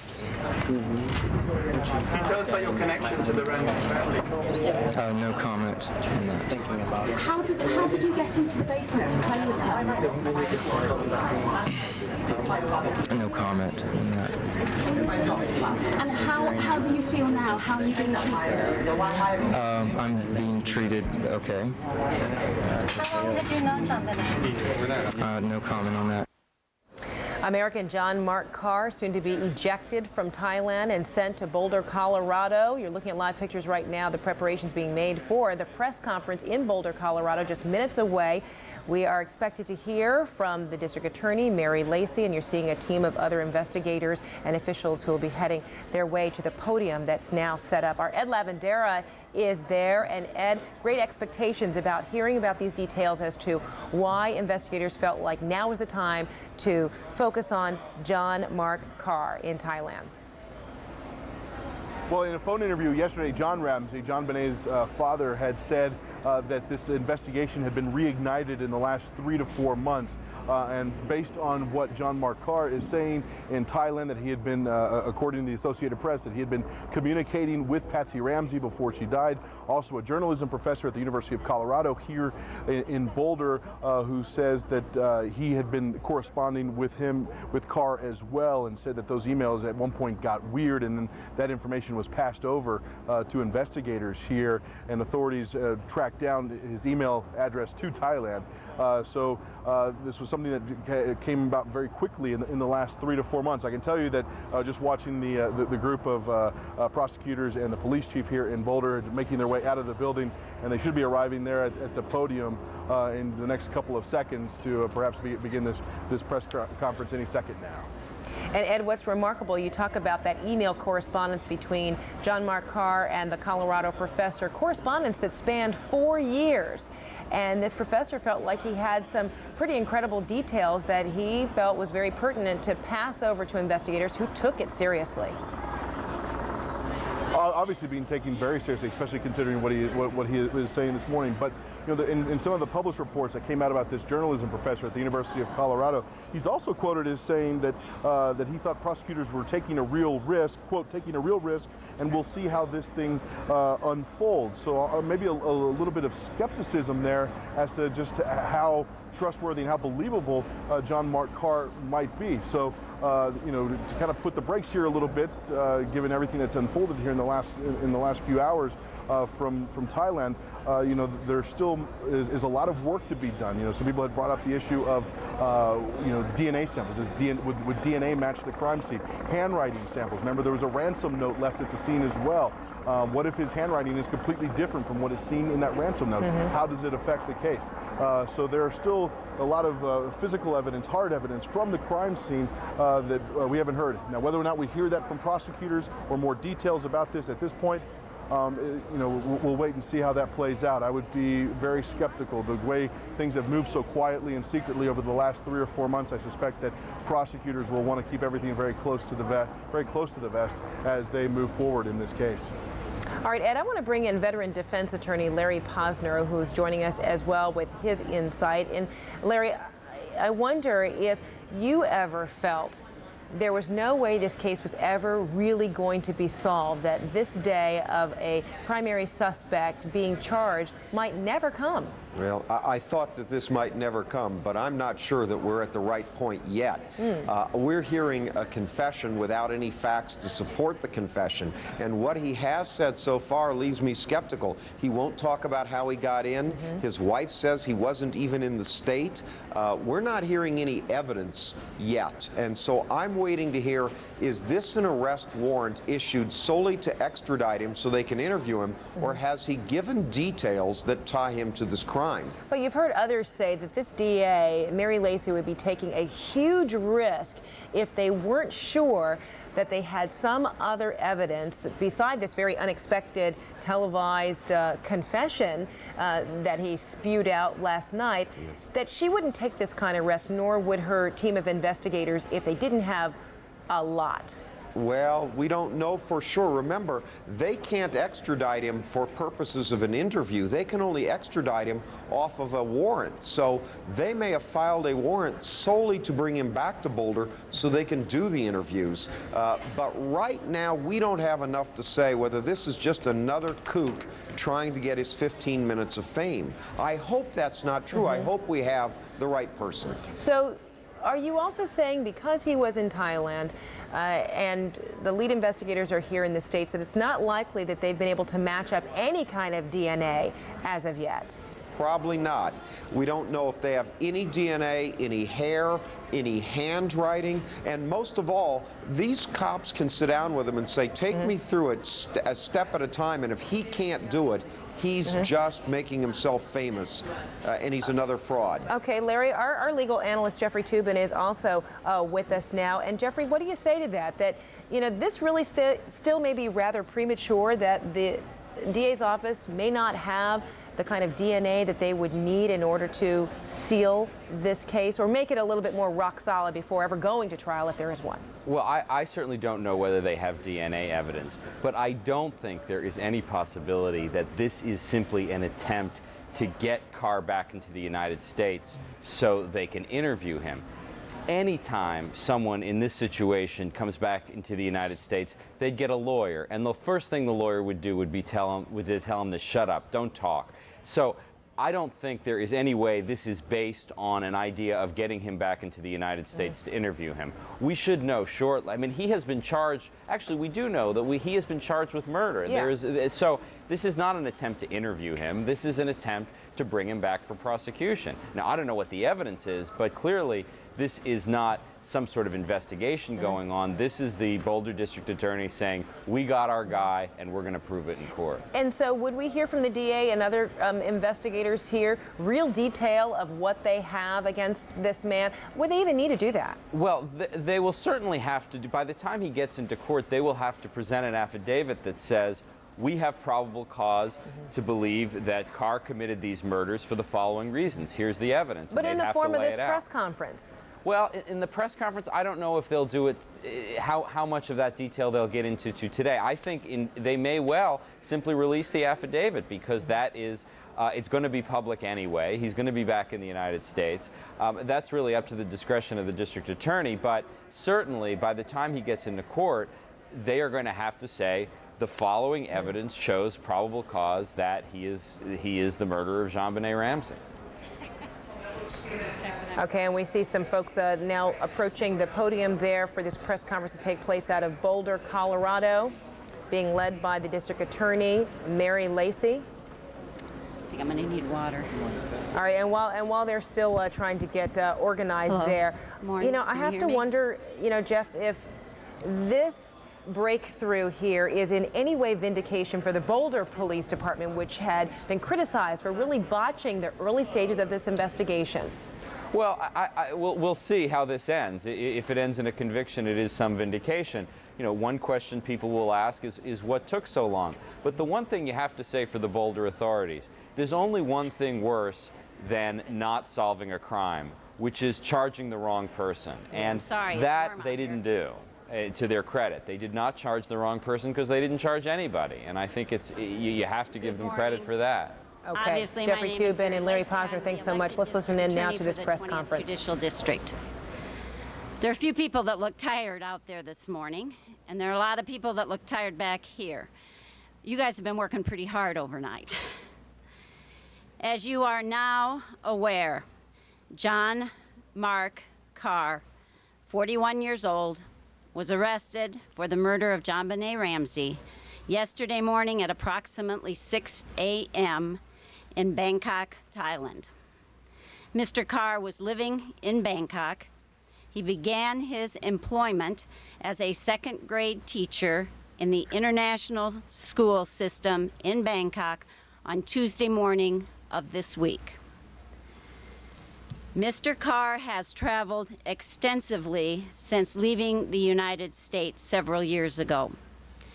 The District Attorney's Office, in conjunction with many other law enforcement agencies, have spent the past few months locating, identifying, and finally yesterday arresting Mr. Carr. Much work has been done in those efforts. There is much more work to be done now that the suspect is in custody. Our preference, you might guess, would have been to continue to work out of the public eye. That obviously is not possible. You all have many questions that you want answered. John Carr is presumed innocent. We are rightfully constrained by the Code of Professional Conduct and the presumption of innocence from answering those questions that you want answered this morning. What I can tell you in a generic sense is that in all serious cases, we work hard with law enforcement not to make an arrest until the investigation is substantially complete. That optimal situation best protects the rights of the suspect. There are circumstances that can exist in any case which mandate an arrest before an investigation is complete. The primary reason for that is public safety. A secondary reason is fear of flight. In short, exigent circumstances can drive the timing of an arrest. I am not commenting on the particular nature of this investigation or arrest. There's a great deal of speculation and a desire for quick answers here. We should all heed the poignant advice of John Ramsey yesterday. He said, do not jump to conclusions, do not jump to judgment, do not speculate. Let the justice system take its course. I'm asking you this morning, let us do our job thoroughly and carefully. The analysis of the evidence in this case continues on a day-by-day, on an hour-by-hour basis as we speak. What I can and very much want to share with you is a deep appreciation for the hard work, total cooperation, and dedication of many individuals and agencies across this country and in Bangkok, Thailand.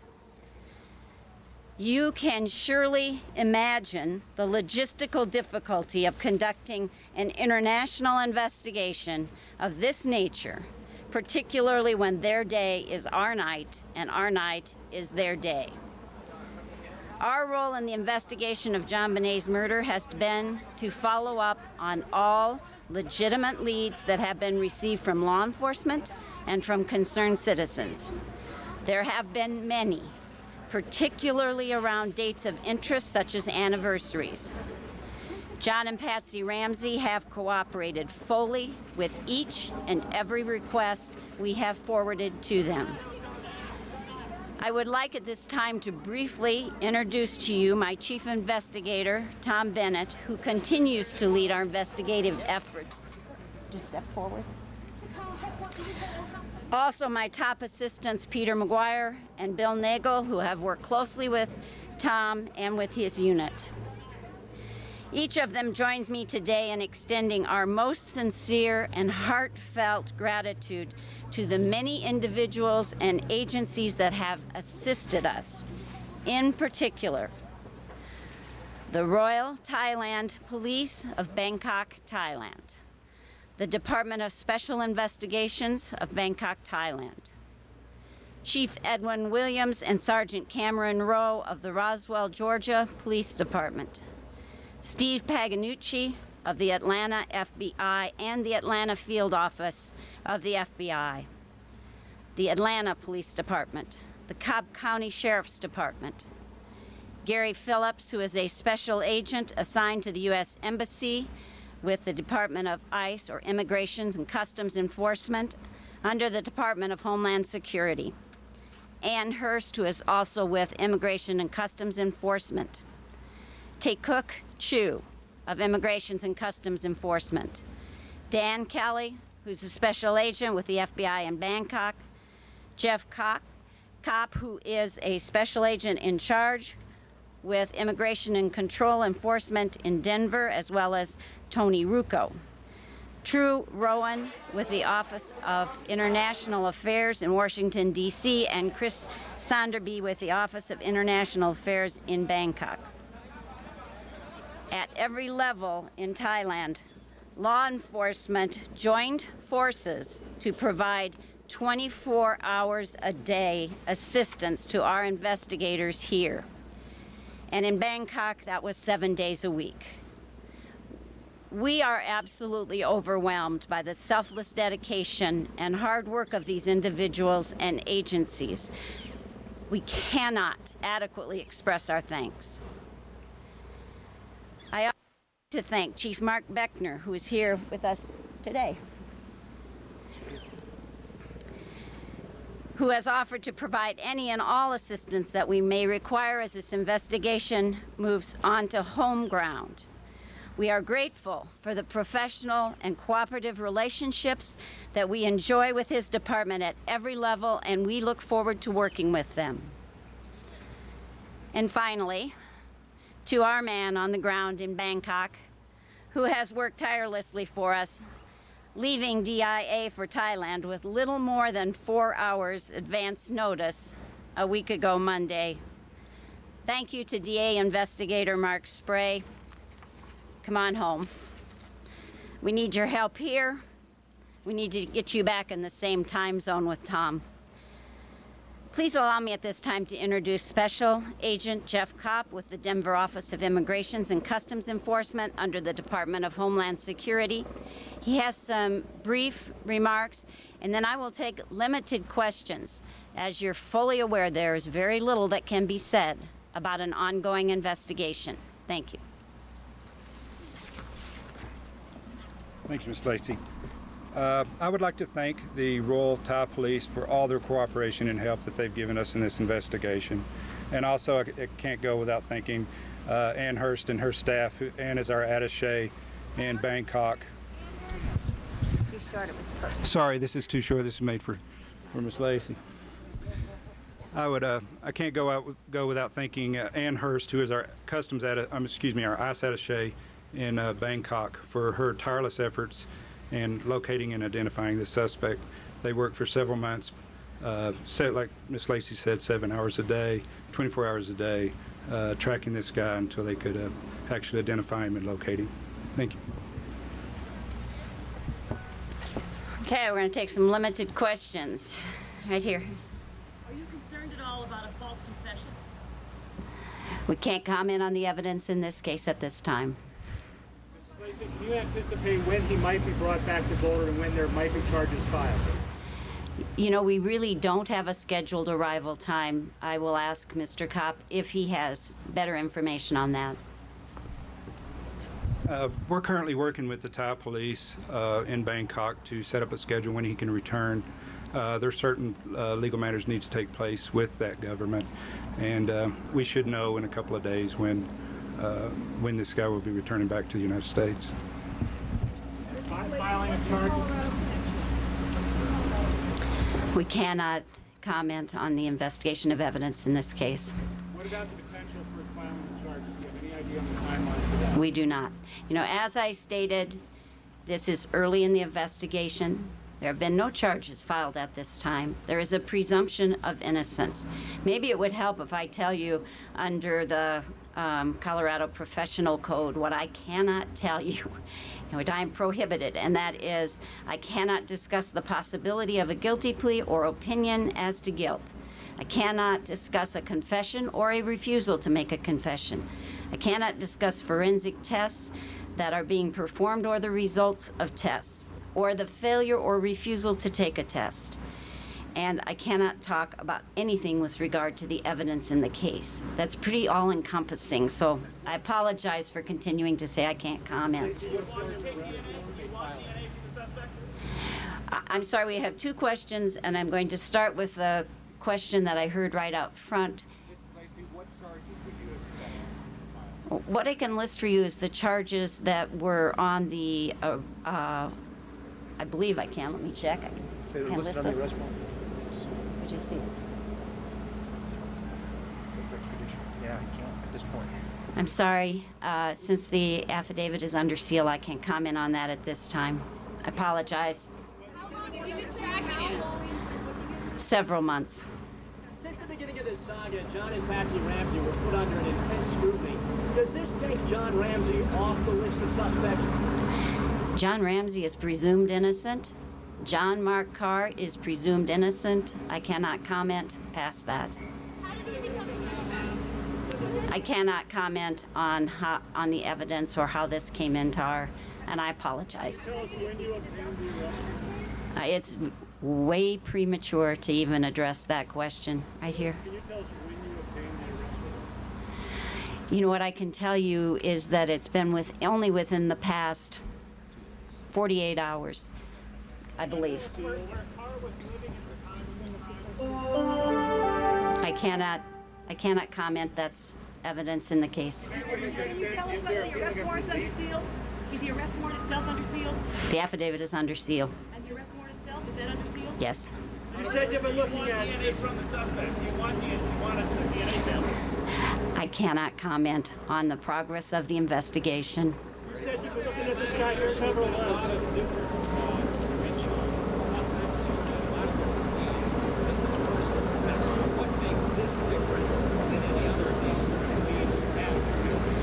No, they're going to give to you copies of my statement this morning.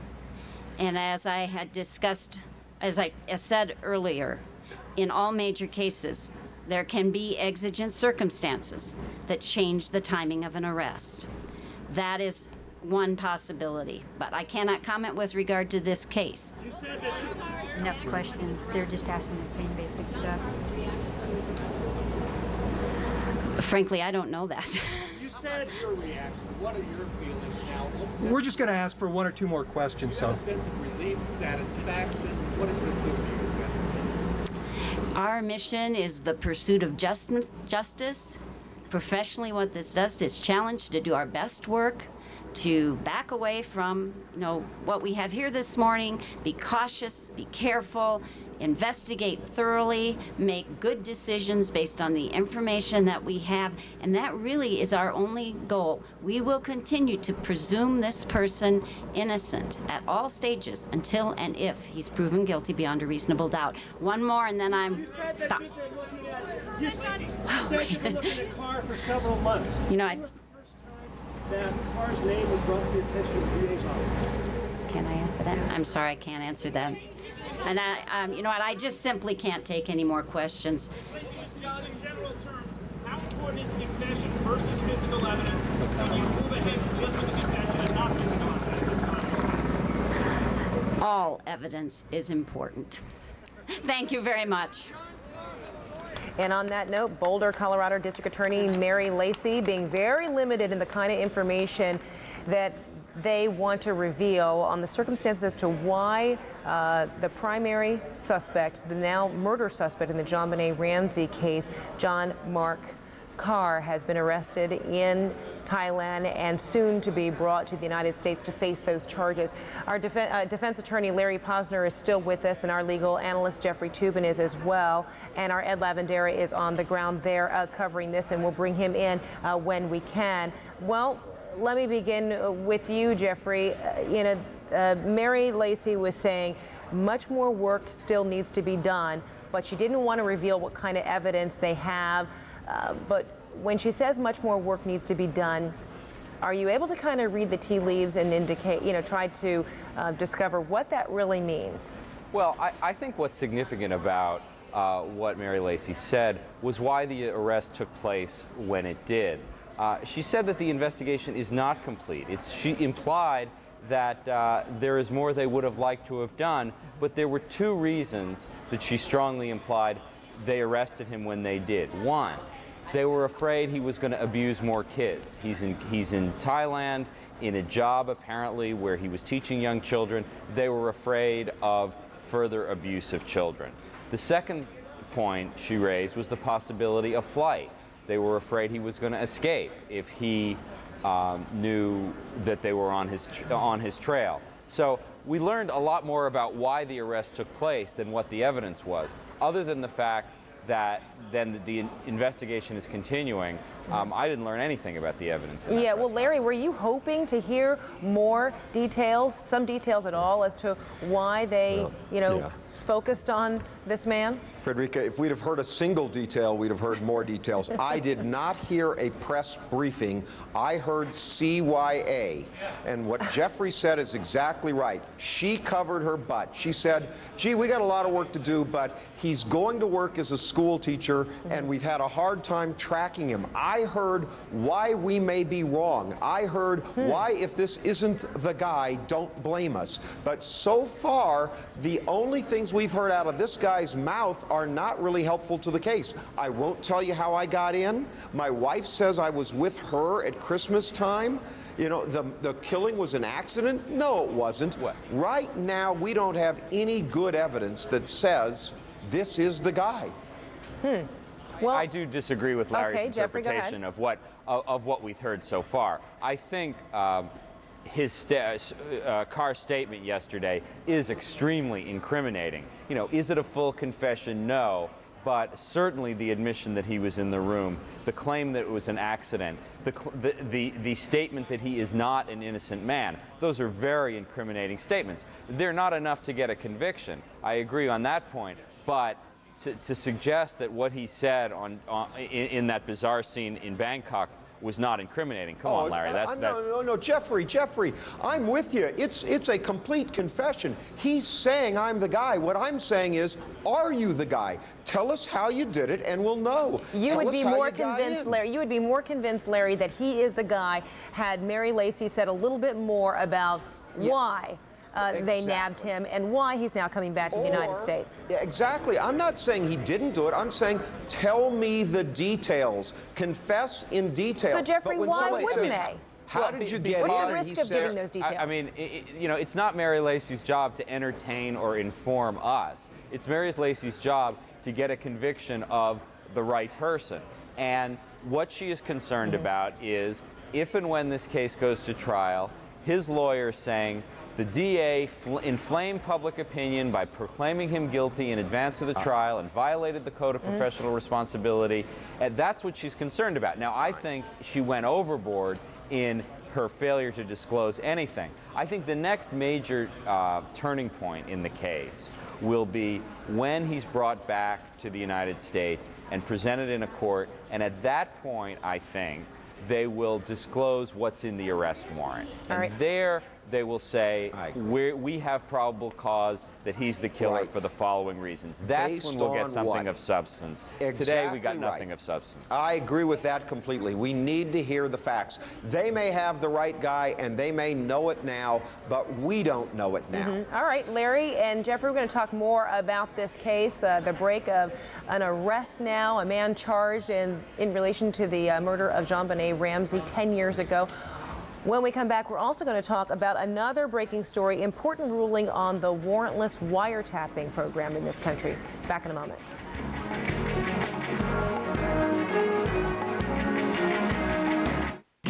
Looking for the perfect computer for back to school? Circuit City makes it simple. Right now at Circuit City, bring in any PC and get a free checkup, a $40 value. And save up to $320 on select desktops and notebooks after mail-in and instant savings. Like this HP Pavilion Notebook PC featuring Intel Centrino Duo mobile technology for just $849.99 after rebates. Circuit City.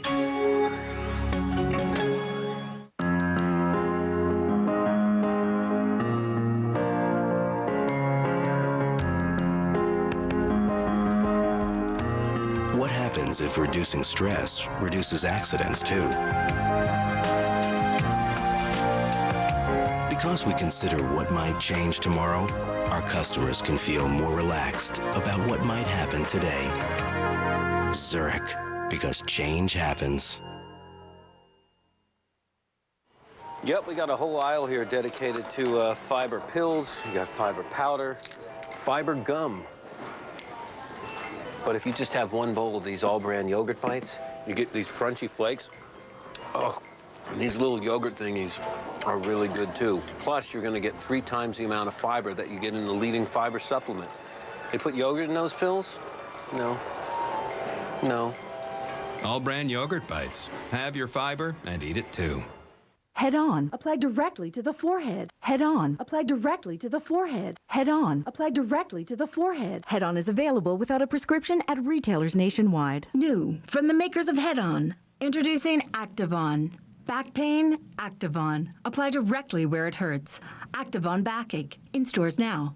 Freedom from hemorrhoids? Freedom Hemorrhoid Cream for effective relief of hemorrhoid pain, itching, burning, and swelling. Freedom from hemorrhoids? Freedom Hemorrhoid Cream. Available at major drugstores nationwide. I wanted someone who understood me. Someone that I could just have fun with. Someone that I was able to have a serious conversation with. And someone who accepted me for who I truly was. But at the same time, still be able to act like an 8-year-old when I wanted to. And should I talk about Shannon herself or what I wanted in any woman? No, about the other women. I don't know what else there is.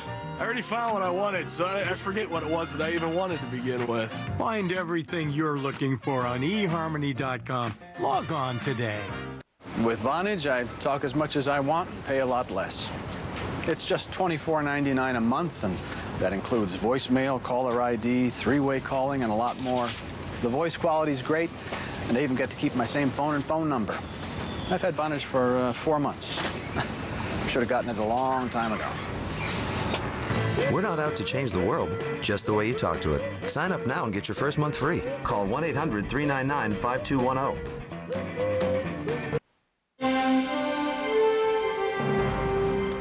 More in a moment on the arrest in the JonBenet Ramsey murder investigation. For now, we're going to go to Carol Lynn for other new developments involving the domestic wiretapping lawsuit. Carol? Frederica, the ACLU filed a lawsuit and a federal judge in Detroit has ruled today that the Bush administration's wiretapping program, wiretapping without a warrant on the government listening into international phone calls and emails of people in the United States suspected of communicating with terrorists. This U.S. district judge has become the first judge to strike down the NSA's program, which she says, according to the Associated Press here, violates the rights to free speech and privacy. So let's get reaction out of the White House. CNN's Ed Henry standing by there. Ed, any reaction from the Bush administration to this? Well, good afternoon, Carol. I just spoke to a White House official, in fact, who said Justice Department lawyers are looking at this decision closely. But I can tell you Republicans already pointing to the fact that the judge here, U.S. District Judge Anna Diggs Taylor, is a Carter appointee, pointing out it's a Democratic judge. I think Democrats, though, quickly pointing out this is the second major slap at President Bush in recent months in terms of how he is conducting the war on terror. Of course, you remember the Supreme Court ruling a short time ago, a couple of months back, that the president does not have a blank check in how he conducts the war on terror, specifically the military tribunals, the handling of detainees. No official reaction yet from the White House about what their next step will be here because those lawyers are reviewing it. But you can bet we've heard the president over and over again, in fact, as recently as Monday, say that this terrorist surveillance program is a vital tool in the war on terror. In fact, on Monday, the president suggesting it's even more vital now in the wake of the foiled British terror plot. I think also you can bet this is certainly not the final word, even though this federal judge is ordering that the National Security Agency program be shut down, be stopped. This is not where it's going to end. There's obviously going to be a lengthy appeals process, Carol. All right, Ed, stand by there from the White House. We want to go to one of our legal analysts, Jeffrey Toobin, standing by in New York. Jeffrey, the judge has ordered an immediate halt to this program. So no response yet from the government. When, if at all, does it go into effect? I've been reading the opinion right here. It's 43 pages. It suggests that it goes into effect today. I would find that shocking and unlikely to stand. I think certainly this ruling is likely to be stayed pending appeal, but this is an incredible excoriation of the administration's position. This is especially peculiar because the administration didn't really defend on the merits. They basically said this lawsuit had no right to be in court in the first place, and they didn't even describe the program. The program was described entirely by the American Civil Liberties Union and the plaintiffs. So it is, we don't really know exactly, we don't know more than we did about what exactly was involved with the program, but I think it is certain that this will be appealed to the Sixth Circuit Court of Appeals, and other lawsuits on this very same issue are percolating around the system. The United States Supreme Court will have to examine this program sooner rather than later, and you know, it is true that the administration lost a big one in the Supreme Court on the Guantanamo case earlier this year. There's no arguing with that. It's the Supreme Court. This is just one district judge in Detroit. This is far from the last word on the subject. All right, so you're really just treating this as a public opinion. Yes, a legal ruling so far, but a public opinion on the case. Well, it is a public. I mean, it's been released in public. It's a 43-page opinion by this judge, and it is now the law of the land. But we can be certain that the administration lawyers will be asking for a stay pending appeal probably today, and I'm almost certain they'll get that stay pending appeal. All right, well, the day is still young. Ed Henry, a quick last question to you. Tell me where the whole wiretapping issue stands. I mean, the defense of the government, the Bush administration has argued that the wiretapping program is well within the president's authority necessary in the war on terror. There was a lot of language going back and forth between Capitol Hill and the White House in terms of what would be allowable. Was there a compromise reached? Point in that direction. This, if anything, could really provide a spark for Republican Senator Arlen Specter, the Senate Judiciary Chairman, who has been critical of this program and has been trying to craft some sort of compromise legislation on the Hill that could give the administration the cover it feels it needs to push this program forward, while also trying to appease Democrats a bit in saying, you know, in terms of the legality of the program and whether or not you need warrants. So I would bet that this is going to maybe provide a spark when Congress gets back from their August recess to take yet another look and try to finally get that compromise. Carol. But to the best of your knowledge, potentially this wiretapping could be continuing as we speak. Oh, absolutely. In fact, administration lawyers have argued that they can't really respond to these cases in federal court because doing so would reveal secret information. So that certainly points to the fact this program is clearly alive and well. And in fact, President Bush on Monday said that it is alive and well and that he believes it's critical now more than ever, given that British terror plot that was foiled, Carol.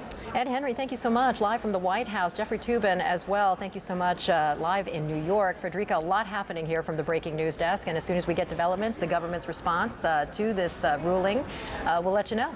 All right, lots happening indeed. Of course, we're going to continue our conversations about the break in the JonBenet Ramsey murder investigation. An arrest made. You're watching CNN, the most trusted name in news. eHarmony looked into who I really was. I didn't do anything on eHarmony that isn't a part of my personality. You don't have to pretend to be anybody you're not. Yeah, exactly. He loves the good and the bad. No one's perfect. We're not perfect for everybody. We're perfect for each other. And she allows me to be who I am, and I don't have to put on a false front for her. At eHarmony, we match you based on who you are at the very deepest levels. It's the only website that I know of that delves that deeply into who you are. You don't have to sacrifice anything. You can be who you want to be. You can be the guy that loves to watch the ball game on Monday night and find the woman that loves it too. Experience the passion and joy of being matched based on deep compatibility. It starts with your compatibility profile, a $50 value, yours free when you visit eHarmony.com today. To be loved for who I really am by Jason, it's better than anything I could have ever imagined. eHarmony.com. Log on today.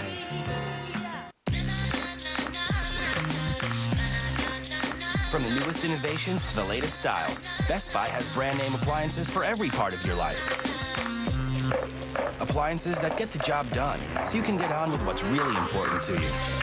You can trust our appliance experts to show you all the latest, like Whirlpool's Cabrio washer and dryer. Save time and money by washing up to 3 baskets of laundry in a single load. Now with 24-month financing, get the appliances that fit your life at Best Buy.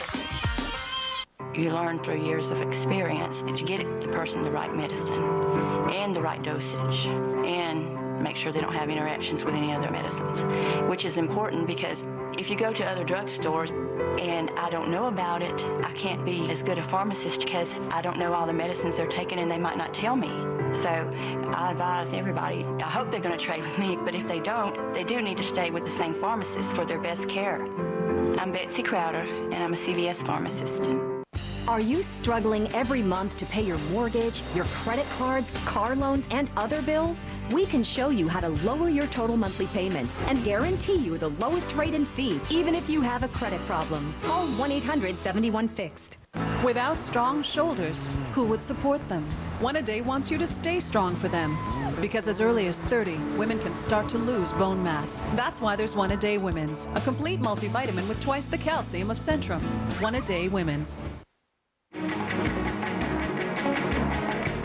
An arrest in the JonBenet Ramsey murder investigation. Boulder, Colorado District Attorney Mary Lacy saying there's still a lot of work to be done. John Mark Carr, the man you're seeing right there on the right-hand side of the screen, facing murder charges. Our Ed Lavandera joins us now from Boulder, Colorado. And is it safe to say, Ed, we heard a whole lot of very little coming from the DA today during this press conference? Yeah, the bucket of information is incredibly empty right now. So, unfortunately, we had hoped to, try to move this forward a little bit for people, but that is going to be very difficult. However, a couple of things perhaps to look forward to in the days ahead. And one of the things that was mentioned is these affidavits, the search warrant affidavit, the arrest warrant affidavit. Those are under seal right now. It'll be interesting to see. And quite frankly, if you cover a lot of these stories and cover these types of cases, it's in those affidavits where authorities can put in a lot of information that really gets to the heart of why someone was arrested, and perhaps something that they might not want to speak on camera about. But unfortunately, those are under seal, and we don't have access to them right now. Will that change perhaps when John Carr is back here in the U.S.?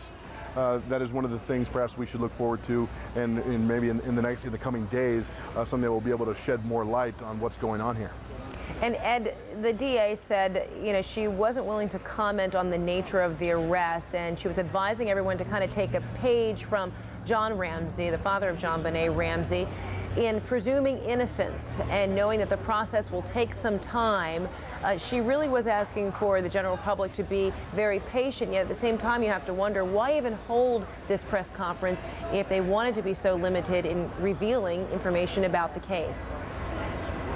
That's hard for me to say. I'm just not familiar enough with these folks and how they operate. I think clearly, Jeffrey Toobin had mentioned this, is that this isn't really exactly the way they expected things to unfold. Perhaps events in Thailand, forced their hand sooner than they had hoped to, and that's why we are here today. And in fact, at one point, she even mentioned that it almost sounds like they would have been, much happier if they had been able to bring him back to the U.S. and no one ever really find out about it. However, in a case like this that has garnered in such intense media scrutiny for 10 years, I find a hard time imagining that anyone in the DA's office actually ever thought that would happen. Ed Lavandera, thanks so much from Boulder, Colorado. Well, police in Thailand announced the arrest in the Ramsey case and led suspect John Mark Carr through a throng of reporters. There, the 41-year-old American made this stunning confession. I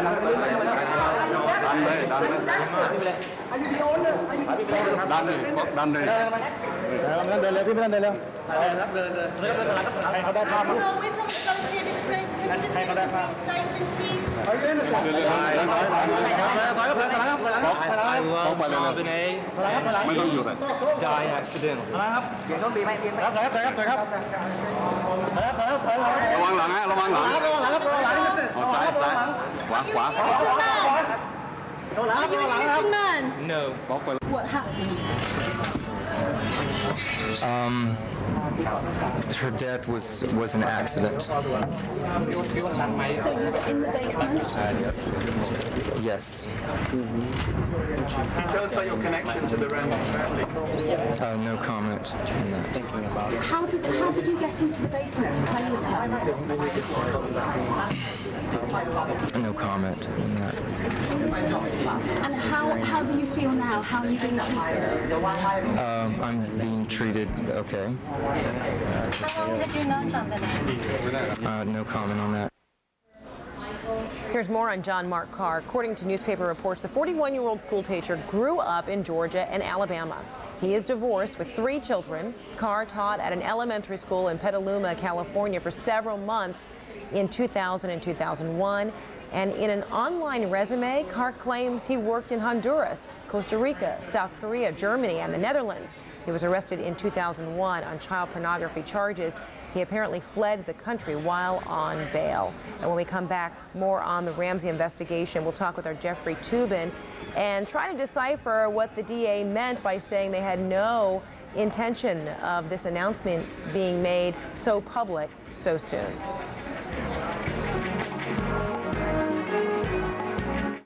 Attention Medicare recipients. Do recent changes in Medicare benefits have you confused? Do you know that Medicare may cover a significant portion of certain respiratory medications? Medfort Home offers low-cost inhalers, portable nebulizers, and breathing medications delivered right to your door. Best of all, we navigate the Medicare paperwork for you. If you need respiratory medications, call us now at 1-800-306-8835. Our experts are only a free phone call away. Michael Jackson scandals keep coming. Is the king of pop being forced into bankruptcy? The latest on Nancy Grace. Nancy Grace, Headline Prime, tomorrow 8 Eastern. Ready for more? Movies! Mediacom's digital 2-star pack with Stars and Showtime gives you dozens of movie channels and up to 135 other channels. Just $9.95 a month for 12 months. I rule at Xbox Live. All thanks to Mediacom Online with download speeds up to 5 megabits per second. Nothing compares to high-speed internet from Mediacom. Only $29.95 a month for 12 months. Get the Mediacom combo deal and save hundreds of dollars when you get both services. Call 1-800-CABLE-TV. We've been celebrating all summer. Hi, I'm Dale Emmert, and we'd love to thank you for stopping in and signing up for your chance to win one of 60 great prizes. Now we'd like to invite you to our picnic party celebration this Saturday. You'll hear the band Milk and Honey, have a hot dog or two, and enjoy a cold soda. At 2 o'clock, we'll draw for our grand prize winner of a $6,000 home makeover. This Saturday only, we'll throw in free interest until 2010. See you this Saturday. Simpson Furniture. You've seen the power of nature. Now discover the power of knowledge. Learn the facts. Extreme heat can affect you so slowly, you might not know it until it's too late. Know what to do. To be on the safe side, drink fluids often, even if you don't feel thirsty. Safe Side, a weather preparedness campaign from the Weather Channel.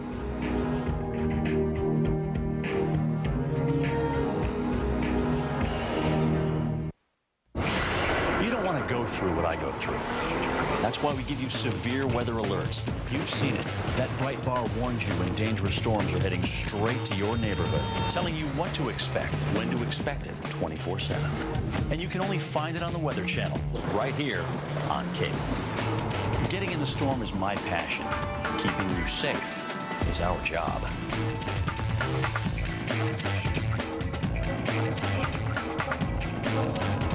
In the JonBenét Ramsey murder case, Larry King, CNN 9 Eastern.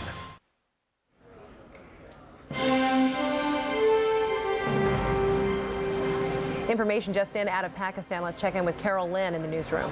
Frederica, this could be one of the biggest arrests in the war on terror. According to ABC News, authorities in Pakistan have arrested a 29-year-old man named Matir Rahman. He's one of the most wanted men in Pakistan, and this arrest could lead to the best leads in months on the location of Osama bin Laden and his number 2 man, Ayman al-Zawahiri. Apparently, Pakistani officials have told ABC News that earlier this 29-year-old Rahman was known to be planning a spectacular terror attack to mark the 5th anniversary of the 9/11 attacks. And it is possible, according to ABC News, that the London terror plot, the alleged terror plot, may have been it. So we're watching this reporting. Our people are checking with their sources. In fact, a U.S. counterterrorism official told CNN that he cannot confirm or deny whether Rahman has been actually taken into custody. This official repeats that that this man is indeed a person of interest to the United States. Frederica. All right, Carol, thanks so much. Lots of breaking news, lots of developments coming out this hour. One development in this past hour, we heard from the Boulder, Colorado District Attorney Mary Lacy talking about an arrest made in the 10-year-old JonBenét Ramsey murder investigation. This is what she had to say just moments ago. There's a great deal of speculation and a desire for quick answers here. We should all heed the poignant advice of John Ramsey yesterday. He said, do not jump to conclusions, do not jump to judgment, do not speculate. Let the justice system take its course. And now, quite publicly, that is taking its course. Our senior legal analyst, Jeffrey Toobin, joins me again to talk a little bit more about this. Mary Lacy also underscored they had no intention, no idea that this part of the investigation would be revealed so publicly so soon. So if that is indeed the case, and they really didn't want to reveal a whole lot during this press conference taking place this hour, why not just release, say, a written statement and leave it at that and bypass the Q&A period, which really did delve into what they didn't want to talk about? Well, you know, that's really a question of press strategy. I don't think it's going to have a big bearing on the on how the case is going to proceed. The fact is, no information was revealed about the evidence in the case, but it was not a totally uninformative press conference. I think the most important thing we learned was why the case was brought down now. The district attorney strongly implied that all of the evidence was not in. They have more work to do, but the reason they arrested Carr now was because they were afraid he was going to flee, and second, they were afraid he was going to molest more children. He's in Bangkok in a job, in a teaching job where he has exposure to young children, and as she said, public safety is one reason why you make an arrest. And in a country that has a pretty extensive record of a lot of child prostitution and child molestation cases. Right. Of all countries where a suspected pedophile might go, Bangkok, Thailand is perhaps the single most biggest red flag that could be raised. I mean, it is a place that is notorious for child sex of various kinds, child sexual abuse. And the fact that he was there, the fact that he had a job where he was exposed to children is something that you can understand why they wanted to get him off the streets as soon as possible. And significant to you that he faces these murder charges, and that if you glean information from the press conference, he hasn't actually been charged with murder as of yet. Well, I'm not sure I drew that implication. I think there is an arrest warrant for him that says, you know, we have the following reasons for, we have the following evidence of probable cause that he committed murder. That arrest warrant has not been made public.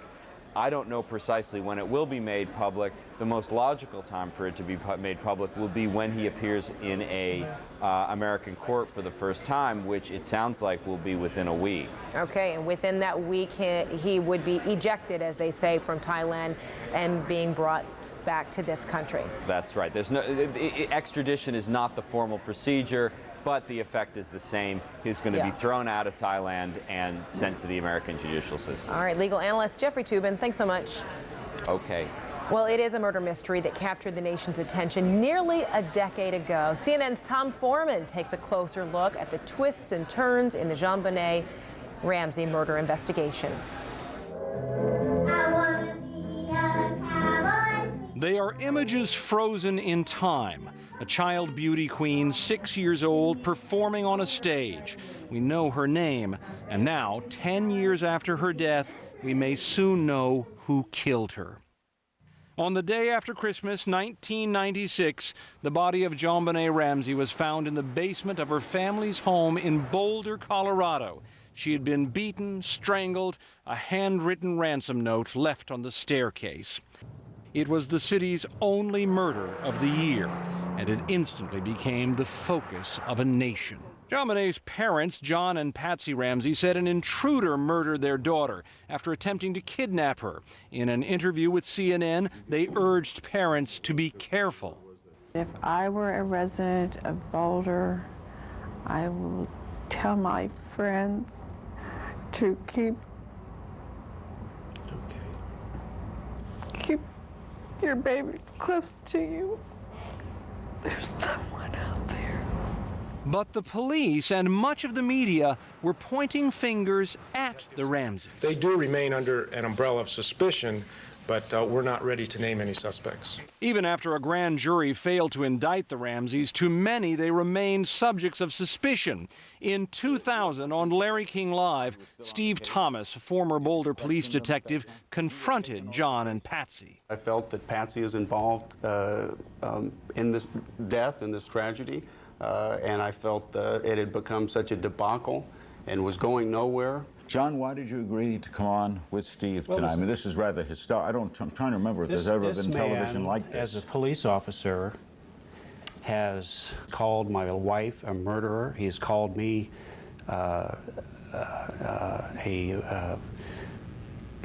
complicity to murder. He has called me a liar. He has slandered my relationship with my daughter, Patsy's relationship with JonBenét. Thomas wrote a book claiming the Ramseys were involved in their child's murder.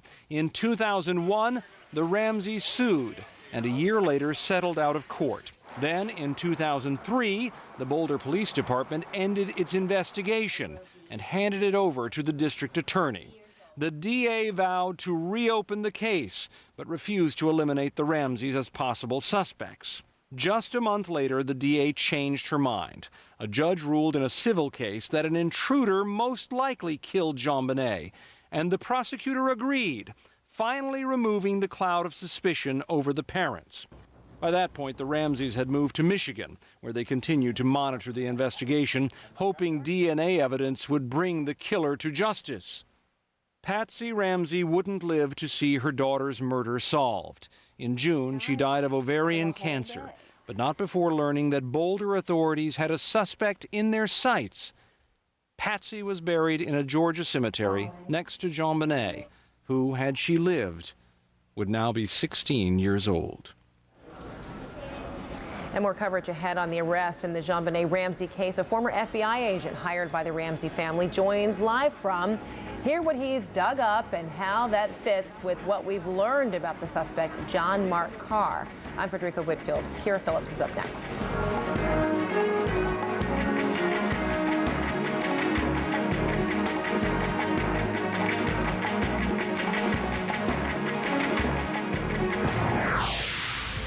Tonight at 8, finally an arrest in the JonBenét Ramsey murder case, and authorities think this is their man. Her death was an accident.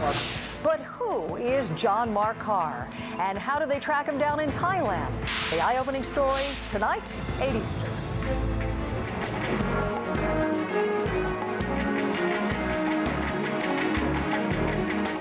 Closed captioning provided by Activon. Applied directly where it hurts. New from the makers of Head-On, introducing Activon. Arthritis pain? Activon. Apply directly where it hurts. Activon Arthritis. In stores now. Attention Medicare seniors. Is your oxygen supplier miles away? Do you find yourself waiting for your oxygen deliveries? Enjoy the convenience of filling your oxygen tanks in the privacy of your own home. Call Home Oxygen to you at 1-800-549-9243 to schedule a no-obligation in-home demonstration. The Home Fill Oxygen System is an easy-to-use portable unit that allows you to regain your freedom and independence. Filling my own tanks allows me to be more in control of my own life.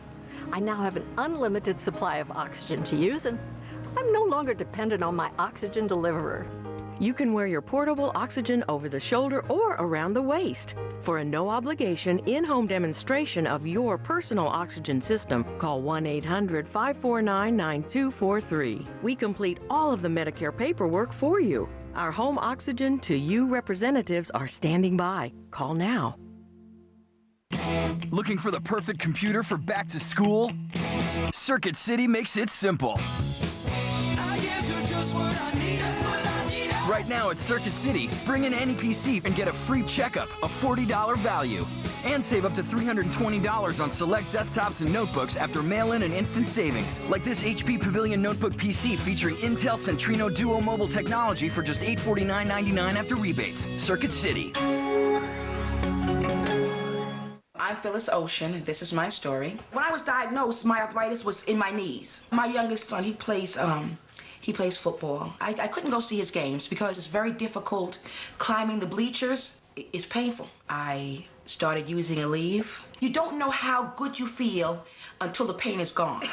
My son knows that I'm there now because when I scream, he said, "Mom, I can hear you over everyone." Hold him, Jay, hold him!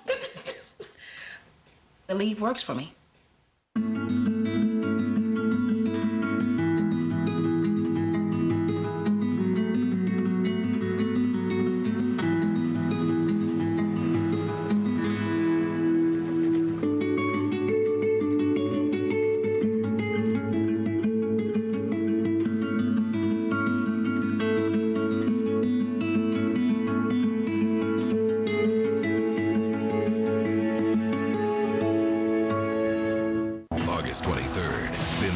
Legions out to destroy America. Now more than ever, know your enemy. In the footsteps of bin Laden, a CNN 2-hour special investigation, August 23rd, 9 Eastern.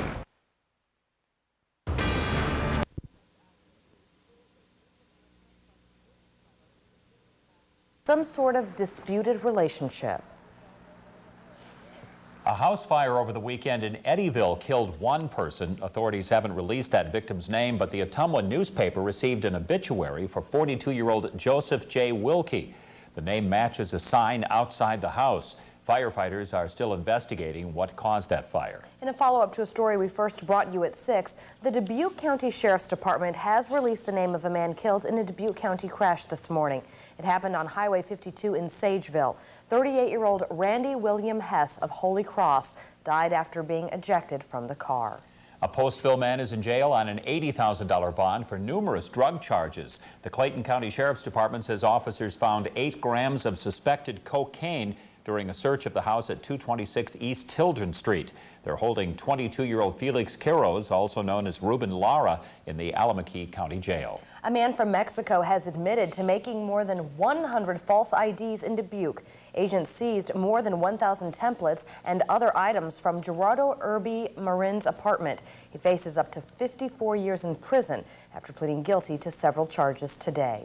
A former mail carrier who admitted he stole envelopes that looked like greeting cards is going to prison.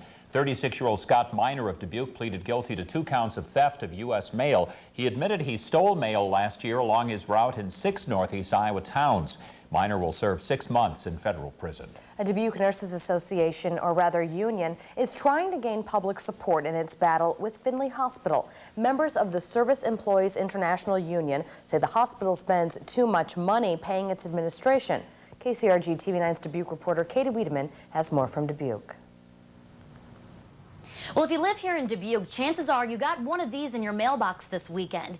Members of the Nurses Union say it's their latest push to try to gain community support. Members of the Nurses Union say the hospital spends too much money on paying its administration and not enough on its nurses. The mailing went out to registered voters in Dubuque, and it's to draw people's attention that Findlay isn't putting the focus where the nurses feel that they need to focus on. The nurses say, according to the website GuideStar.org, the hospital's CEO, John Knox, has paid more than $400,000 per year.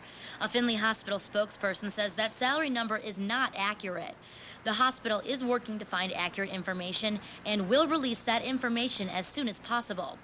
Murfeld and the rest of the nurses union say they're working to gain support from the Dubuque community. This is their opportunity to know where the Findlay money is going to and to do something about it. The Nurses Union is holding a health care rally at 5 o'clock Wednesday afternoon in Washington Park. Stay tuned to KCRG TV9 News for the latest developments on this ongoing story. In Dubuque, Katie Wiedemann, KCRG TV9 News. Weather was certainly beautiful in eastern Iowa today. But it looks like we're going to have a change moving in, right, Denny? Well, it is going to be a change. It won't arrive anytime real soon, so I think we have a very nice night to look forward to. Here's a live Doppler view, and nothing to behold there. It could, in 24 hours, be a different weather story, and we'll expand on that here in a few minutes. Right now, let me tell you about this forecast. Well, overnight, partly cloudy to mostly clear and 50 for a low. Could get a little bit cooler in some areas. Then at breakfast time, 55, 70 degrees by lunch. We'll warm it up in a hurry with southeast winds tomorrow. But with warmer air comes a little bit more humidity. That's something for a frontal system to work with, and we'll tell you all about it coming up. Thanks, Denny. Linn County's smoking rules could change a little later this year. The supervisors might ban smoking anywhere on county property, inside or out. It would mean people could not smoke in cars that are even on county property. The ban could go into effect as early as September. The supervisors will make a final decision on this after an employee committee weighs all the options. Tonight, Johnson County School Board members heard from the public about a 1% sales tax. Johnson and Linn are the only counties in the state without the local option sales tax. It could generate around $11 million annually for Johnson County school districts. Now, they're out of those. I am definitely not a no-tax person. I believe if we want good education, we have to pay for it. And I certainly recognize that a local option sales tax is harder on low-income families. Board members are still taking comments from people who couldn't attend tonight's meeting. You can find a link to their contact information at kcrg.com. The phase out of state taxes on pensions and Social Security income is now official. Governor Vilsack signed the bill into law today. The legislature sharply increased the amount of pension income that's exempt from state taxes, and the income tax on Social Security income will phase out over 8 years' time. The governor also signed a bill that lets seniors in nursing homes keep more Medicaid money for personal expenses. The Iowa City Municipal Airport is getting more federal help to extend one of its 3 runways. The 800-foot extension will allow larger planes to use the runway. The U.S. Department of Transportation has awarded the project $1.78 million. That's on top of about $2 million federal dollars awarded over the last 5 years. How do you get tourists to come to Cedar Rapids? Well, you run a radio commercial statewide. For the price it takes to get there, you can spend a summer like no other in Cedar Rapids. That ad will be running on 6 Iowa radio stations over the next couple of weeks. The Cedar Rapids Area Convention and Visitors Bureau is hoping Iowans will choose an in-state vacation because of high gas prices. That commercial highlights the Freedom Festival and other Cedar Rapids attractions. You might want to gas up for Memorial Day weekend before the end of the week. Gas prices have dropped in recent days, but DNR energy analyst Tammy Foster says they could rise by as much as a dime by the weekend. Federal energy analysts are predicting gas prices between $2.50 and $2.70 a gallon in Iowa this summer. And there are some steps you can take to save on gas mileage. Learn more tomorrow on the TV9 Morning News beginning at 5 a.m. Well, you've seen images of Iowa soldiers both leaving for Iraq and coming home. But what happens in between? Tonight, see what Iowa soldiers are doing in Iraq. Also, an accident at a Minnesota amusement park injures more than a dozen people. And the news is mixed for Iowa crops. That's all still ahead on TV9. Live from KCRG TV9, your 24-hour news source. Bruce Auney, Beth Malicki, meteorologist Denny Frary, and John Campbell Sports. You're watching KCRG TV9 News at 10. The Chrysler Minivan event is back and better than ever, where you can drive home the luxurious Town & Country minivan that received the Consumer Guide Automotive Best Buy Award and was named one of AAA and Parents Magazine's 2006 Best Cars for Families. Also with exclusive features like the innovative Stow & Go. Plus, get a DVD system at no extra charge on special editions. So drive the whole family in style and get 0% financing for 60 months or $4,000 cash allowance on Town & Country touring. Hurry, the annual Chrysler Minivan event ends soon.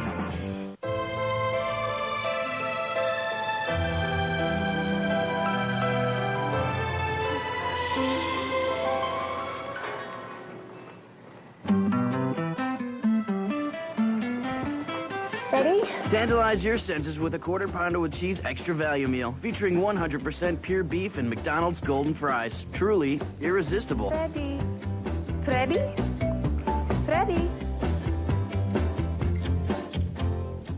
Building relationships with people. That's what business is all about at First Avenue Chrysler Volkswagen. Come in today and you'll see how great a car buying experience can be. You'll also find the lowest prices on the area's largest selection of new Chryslers, Volkswagens, and pre-owned vehicles. Plus, right now you'll get interest rates as low as 0% and rebates and discounts of up to $8,000. Come into First Avenue Chrysler Volkswagen today and see why so many good people trust us. Where the customer comes first, First Avenue.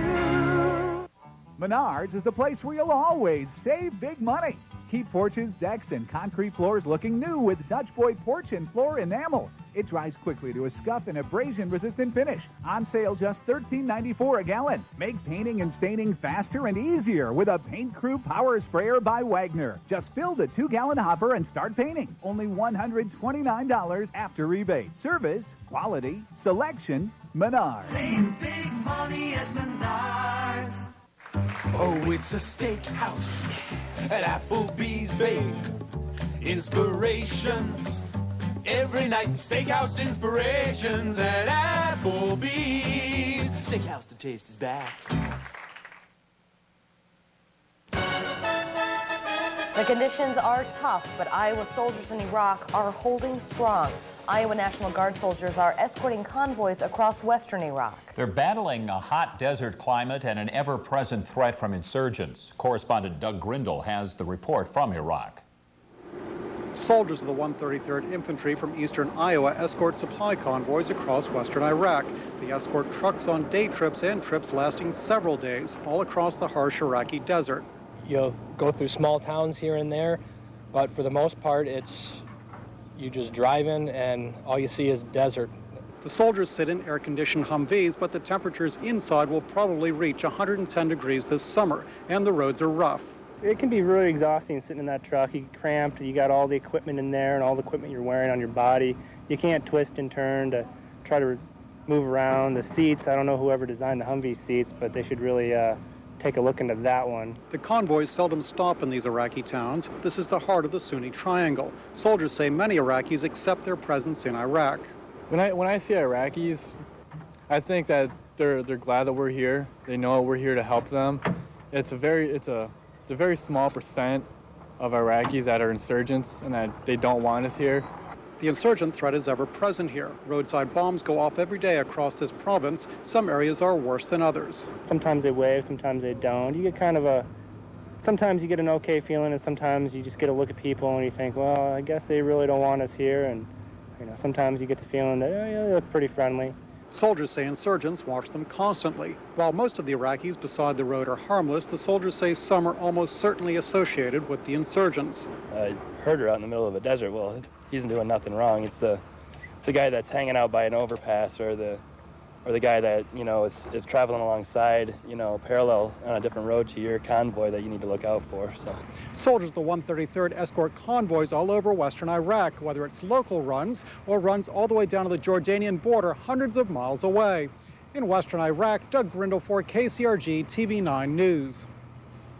Now, the Iowa soldiers are living in cramped and crowded conditions, but they have taken some comforts of home with them. And you can see more about that tomorrow night on TV9 News at 10. Also tomorrow, some storm activity could be moving into eastern Iowa. Denny's First Alert Pinpoint Futurecast is next for Brooklyn, Denver, and the rest of eastern Iowa.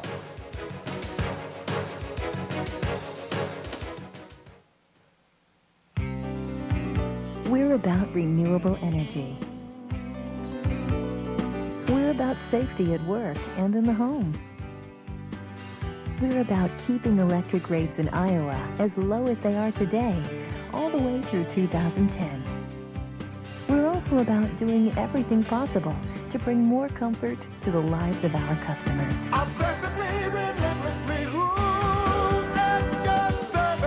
Mid-American Energy.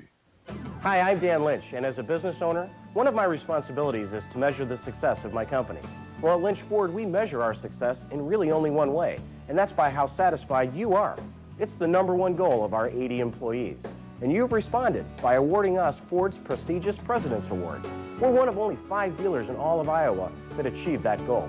It's proof to me that we're delivering on our promises. That's Lynch Ford in Mount Vernon. Come see how we're selling and servicing a lot of cars in a very different way. It's Kiss and Tell. She kisses better than my mom cooks. Next Friends. Tonight after TV9 News at 10. It's live from Niagara Falls with Dean Cain, and Ashley Parker Angel performs on the next Live. My opponents say there are some real differences between us. They're right. For example, Chet Culver worked as a paid lobbyist for IBP. He even lobbied against the bill that would have provided protection for family farmers and local producers. I think that's wrong. IBP was anti-worker. They forced families off the farm and forced people to work in unsafe conditions. I'm Mike Bluen. To me, it's a question of whose side you're on. There's a voice deep inside you, I know. You hear it now, it's saying yes. Yes, you can. Yes, you can. You know that voice you hear? Yeah, we hear it too. Chills. We're right there with you. Never say you didn't even try.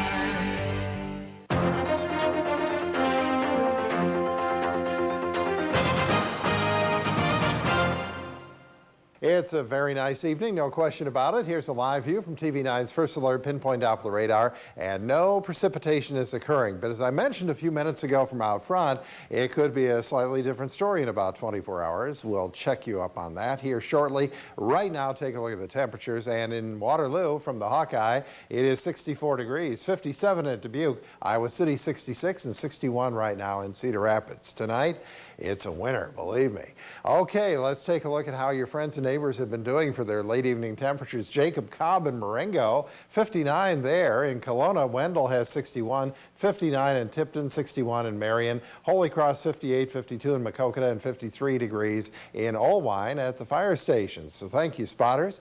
You can just see how a wedge of clear skies has developed here over the Midwest. A high pressure, expansive high pressure is taking charge. But we look out to the west, and there's some action out there. As a matter of fact, a severe thunderstorm watch is out for portions of the plains right now, and that's because we've got not one but 2 frontal systems developing out there, and they will play a major factor in our oncoming weather situation. Here's our 11 o'clock snapshot. Now, see, that high pressure has worked its way off to the east. That's that expansive high pressure I was referring to. Remember, a high pressure has a clockwise circulation, so what are we getting on the backside? Ah, yes, it's that southeasterly flow. It'll be kind of a cool evening tonight, but we'll start getting the benefits of that warmer air tomorrow. So once that's in place, we also have, along with the warmth, the humidity increasing. So obviously the warming comes up first, and you can see this warm front out there. That's followed up quickly by a cold front. So we've got that very good dynamic going on here. First the warm air, and then the drier air slashing into it. That's the stuff of which showers and thunderstorms are made. And I must say, this week we've got at least a chance for rather heavy rains, as this system looks to be moving at a snail's pace right now. So we'll see how this develops. But we have been a little dry just lately, and so this could remedy that situation in short order. Anyway, here's our look at temperatures. 6 a.m. on your Tuesday. We start on the cool side, but look to the southwest, you see much warmer conditions. Look down in Kansas City tomorrow, and a high of 87, 80 in Des Moines, only 67 in Chicago. Obviously, the warmer air is out here, and it's moving to the east and northeast. So this week, really, if you look at things, is really when summer tries to gain a foothold. Even though it's far from officially summer, we may start to really feel like it. Here's our Pinpoint Futurecast starting at midnight tonight through 6 a.m. Not a thing happening, nor will there be through the noon hour tomorrow, but in the afternoon, I think we'll see the clouds start to thicken, and that system approaches from the west, and by midnight tomorrow night, I think in the clouds at least some chance for showers and thunderstorms, but frankly, they get better during the day on Wednesday. Wednesday could be the time to really be watching for some weather action. First alert forecast for you tonight. A low between 47 and 53, partly cloudy skies. We'll have winds out of the southeast at 5 to 10 miles an hour. Tomorrow, warm. I'll tell you what, 76 in Decorah and well into the 70s at Cedar Rapids, Waterloo, and Dubuque. 80 in Iowa City, 82 in Washington. And storms could develop late. Southerly winds at 10 to 15 miles an hour. Ready for a 7-day forecast? Take a look at summer coming to us. From the 70s to the 80s we go. Right now, I have to say the holiday weekend looks full of promise. Friday, Saturday, and Sunday will be dry and warm. On Monday, we do have a chance for showers and thunderstorms, but not a real promising chance. But I do think the next 48 hours could be interesting. Yeah, toasty, too. Keep an eye on it, yeah. Right. Thank you, Thanks. Denny. Most of Iowa's corn crop has begun to emerge from the ground. Newscopter 9 was over the fields today. The USDA's weekly crop report says 2/3 of the corn is in good or excellent shape. Corn planting is mostly finished, but soybean planting continues. The report says recent cool weather has slowed soybean growth. A weekend at an amusement park turned horrifying for some Minnesota families. A ride derailed, injuring more than a dozen people. And it was another stormy day in court for Saddam Hussein.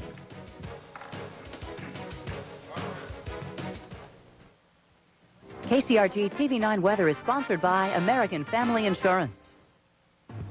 The deals are smoking at the Red Hot Clear the Lot sale going on now at Cedar Rapids Dodge. We must sell 100 new and used vehicles by the end of the month. All credit apps will be accepted and no reasonable offer will be refused. Our huge selection means huge savings. Save up to $9,000 on a new Dodge Ram. Get interest rates as low as 0% on new vehicles. New 06 Caravan starting at just $16,500. For smoking hot deals, get to the Red Hot Clear the Lot sale only at Bob, Mickey, Cedar Rapids Dodge, the right choice. And the clown did that? Now you listen You're to your kidding. sister. You leave the cat alone. She knows what she's talking about. Keep the paw out of your I didn't know mouth. what to get her, so I just got her one of everything. I mean, they never have to be right, the weatherman. It's their job. I'm at the gym. You can't be everywhere at once, right? That's why with U.S. Cellular, you can try their network everywhere for 30 days with their network guarantee. Hi. Hi, me. U.S. Cellular, we connect with you. Upgrade your grad to a Motorola Razr V3C, now just $99.95. Now, Moneyline, brought to you by the all-new Chunky Center Point, Ford Chrysler Jeep Dodge.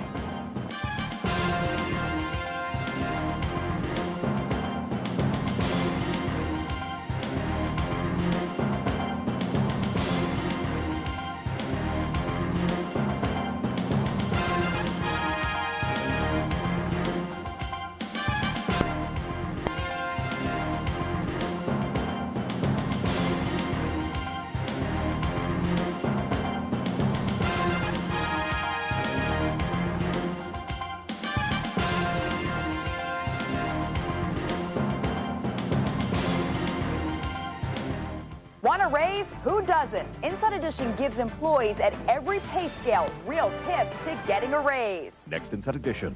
Tonight after Friends on TV9. Cue the fight song. It's on. The Ram 1500's available 345 horsepower Hemi with fuel-saving MDS overpowers the Chevy Silverado. The Ram Heavy Duty with Cummins Turbo Diesel out-torques the Ford Power Stroke. And the Dodge Mega Cab with the largest cab on the planet crushes the Toyota Tundra Double Cab.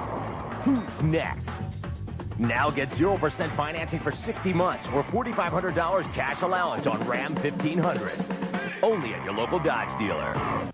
In the Culver family, you say what you mean and stand by it. I'm a Democrat. I support raising the minimum wage. Stem cell research and protecting a woman's right to make her own healthcare decisions. I have some new ideas to lower the cost of healthcare, improve education, raising pay to keep the best teachers, and create good jobs with good benefits. We need to think outside the box and take control of our own destiny. I'm Chet Culver.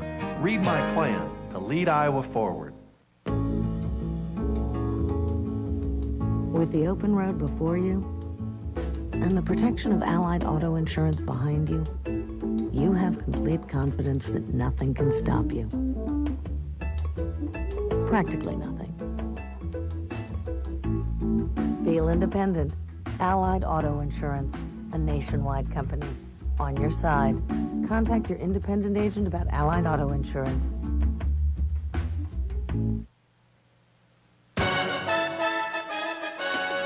A Minnesota roller coaster is still closed after an accident sent riders to the hospital yesterday.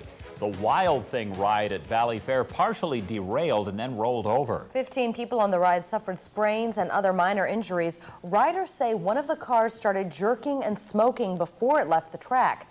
Valley Fair managers point out the ride has been running for more than a decade without any similar problems. The trial of former Iraqi dictator Saddam Hussein is in recess now until Wednesday. Today's session was another stormy one. A defense attorney repeatedly demanded to know why the judge expelled her from the courtroom back in April. When the chief judge ordered her out again, Saddam loudly objected, prompting the judge to shout down the deposed Iraqi leader. President Bush says Iraq's new government marks a turning point in the war. But today in Chicago, he acknowledged that Americans are uneasy about the outcome of years of fighting. He described the progress in Iraq as incremental. 80 militants are dead after a night airstrike in Afghanistan, according to a U.S.-led coalition.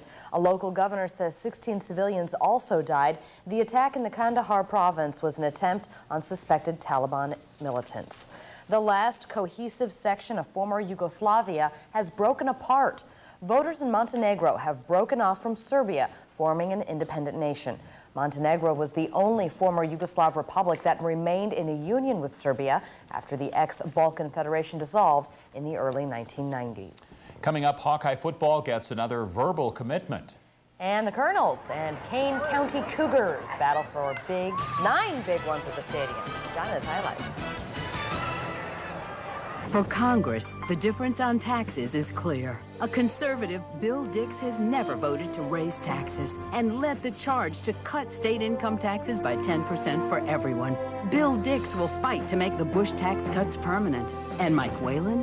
Whalen has supported increasing property taxes and says he'd consider raising Social Security payroll taxes. On taxes, it's clear. Bill Dix is on our side. I'm Bill Dix, and I approve this message. Be sure to finish your milk, honey. You know, your great-great-grandfather used to deliver milk for Robert's Dairy? Wow, that was almost 100 years ago. Every day he brought fresh Robert's milk to his neighbors and friends. He loved his job. Your dad and I grew up on the delicious taste of Robert's milk. I'm growing up on Robert's too. Thanks for 100 great years. Roberts, how do you make it taste so good?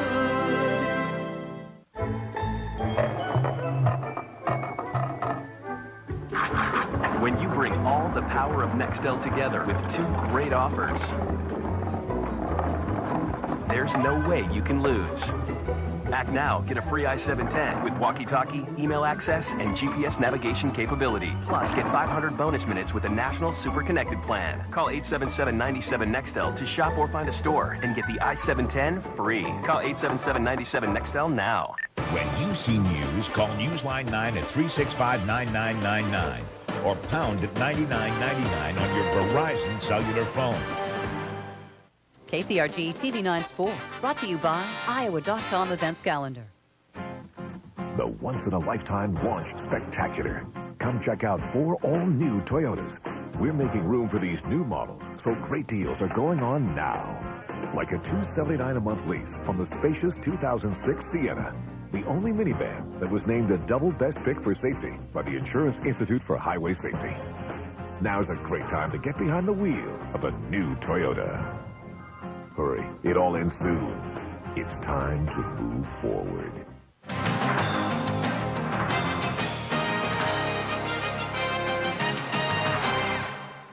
Start out tonight with those never-ending NBA playoffs, huh? We're getting there, though, guys. We are getting there. We're working our way. We're a couple of months away, I think, but we're getting there. Hey, we do begin in a very rare place, the NBA, but it was Game 7 between Dallas and San Antonio. Dallas led this one by as many as 20 points in the second half, Beth, but San Antonio finally got over the hump on the Manu Ginobili three-pointer. Game went to overtime. In the extra period, the Mavs regained their composure, found their offense. They work it around, and Jerry Stackhouse nails the jumper. Dallas won it. The final was 119-111. 2 of their 4 victories in the series came in San Antonio. Dallas now moves to the Western Conference Finals. Some Scott Sable wannabes feeding their faces during the taco contest out at the stadium tonight. Eventually a game broke out. Second inning, Larry Infante drives it down the right field line, and he is on his horse. It's a stand-up double. Next man up, Marco Albano. He drills it up the middle off the mound, and here comes Infante with the Colonels' first run of the game. Problem was they spotted Kane County a 4 spot in the first. They never could overcome that lead. Kane County wins it 6-4. These two teams play at noon tomorrow at the ballpark. The Iowa football program received another verbal commitment. Brian Balaga of Woodstock, Illinois, chose the Hawkeyes over Michigan, Wisconsin, and Nebraska. Balaga is a 6'5", 275-pound offensive lineman. Well, now that state track has run its course, we turn our attention to tennis, soccer, and golf. Augusta is known for its magnificent magnolias, and how about the blooming Burmels at the Pheasant Ridge Golf Course in Cedar Falls? That's what they told me they were. This is Brittany Norris of Cedar Rapids Jefferson. That's her drive at the par 3 16th. From the home team, Steph Burns of Cedar Falls draining the putt at 16. She led the Tigers with an 84 today. Nobody hotter than Ankeny's Abby Sunner, seen here unloading at the 17th. Abby Burmel of CF with the putt, and it is just short. The medalist was Sunner, who fired a 36-36-72 over the Pheasant Ridge layout. My short game was working a little better today, so it helped me out a lot. On the front nine, I shot a 42 with the triple and a 4-putt, and I was kind of down about that, but after that, I just kept my head up. My coach gave me a good pep talk at the turn and came back and shot one over, and I feel good about it. Amanda Stahl, who was a TV9 Athlete of the Week, fired a final round 79, which was third best today. That qualifies her for the state finals. Qualifying team-wise, we have Ankeny and Marshalltown. So congratulations to them. Also, congratulations to the Cedar Rapids Xavier girls soccer team. They beat Linn-Mar tonight 5-1. They complete the regular season 15-0, and they'll take a #1 ranking into the state playoffs. Quite a record. Great record, thanks. And quite a forecast. Quite a forecast. Great evening ahead. Great overnight. We'll have 50 degrees at 5. Struggling a bit by 7. Still 50, but mild, and we warm up in a hurry tomorrow. Finally tonight, there could be some desperate housewives in suburban Madison. A realtor and a developer in Verona, Wisconsin are proposing a real life Wisteria Lane. Now, the side streets would be named for the housewife characters on the popular ABC show, but some neighbors really aren't too thrilled with the plan to name part of their town after a soap opera. It is popular. The show or the streets? I don't know about the streets. Yeah, the show is. The show's doing quite well. Thank you, ABC. And thank you for joining us for the KCRG TV9 News at 10. Once again, don't forget our morning news at 5 a.m. Have a good night.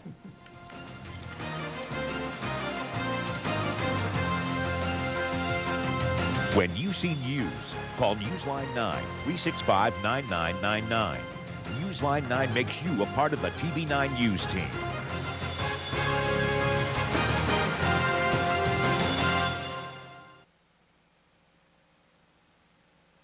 The air in the average American home is 2 to 5 times more polluted than the air outside. But now, Trane introduces the first central air system that removes up to 99.98% of the allergens from all the air that it heats or cools. Trane Clean Effects. Isn't it time you expected more from your system? Call today and get a free 10-year parts and labor warranty and 6 months same as cash. Call Colony Heating and Air Conditioning.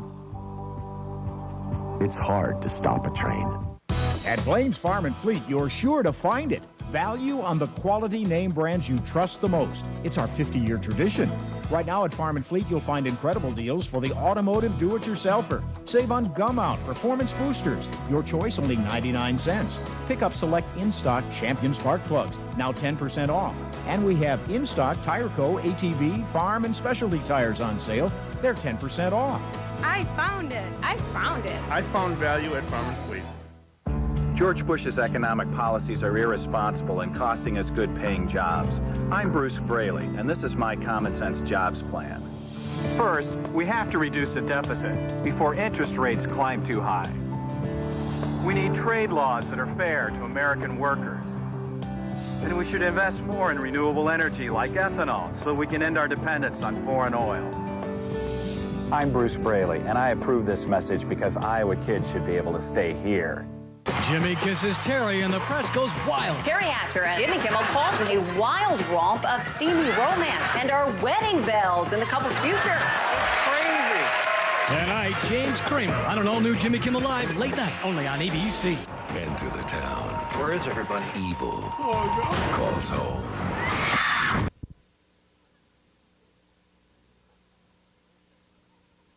That son sacrifice didn't turn out to be more than we can bear.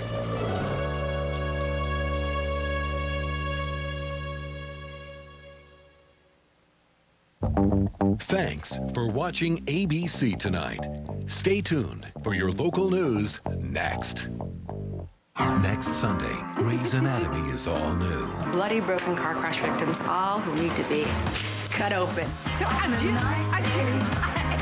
And change is coming. You don't get to call me a whore. I'm a surgeon first, just like you. I am a person first. You have no idea what I have lost. Debbie? Page, every surgeon with an available hand. Go! All new episodes leading to the season finale. Grey's Anatomy next Sunday, 10/9 Central, only on ABC. Immigrants in eastern Iowa prepare for a big day tomorrow. And a Marion family joined many others in marching for a cause close to their heart. The news is next. You're watching KCRG TV9. Now, from your 24-hour news source, this is KCRG TV9 News at 10. Immigrants across the country prepare for a call to action, including right here in eastern Iowa. That's the TV9 News top story tonight. Good evening, I'm Claire Kellett. Beth Malicki is off tonight. Immigrants across the nation plan to make a statement tomorrow. People in Iowa City have spent the past few hours getting ready for historic events.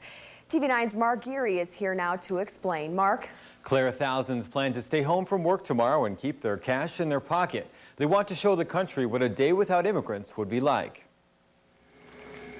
Even though these people plan to skip school and their jobs, they say they'll be working to change America. We are America too. And so by not showing to work, by not purchasing anything, people are going to see the difference that, you know, we contribute to this country as much as everybody else does. Immigrants want to be treated fairly. They say they resent being called things like illegal aliens. We're not from another planet. We are here. We're the fabric that work really hard.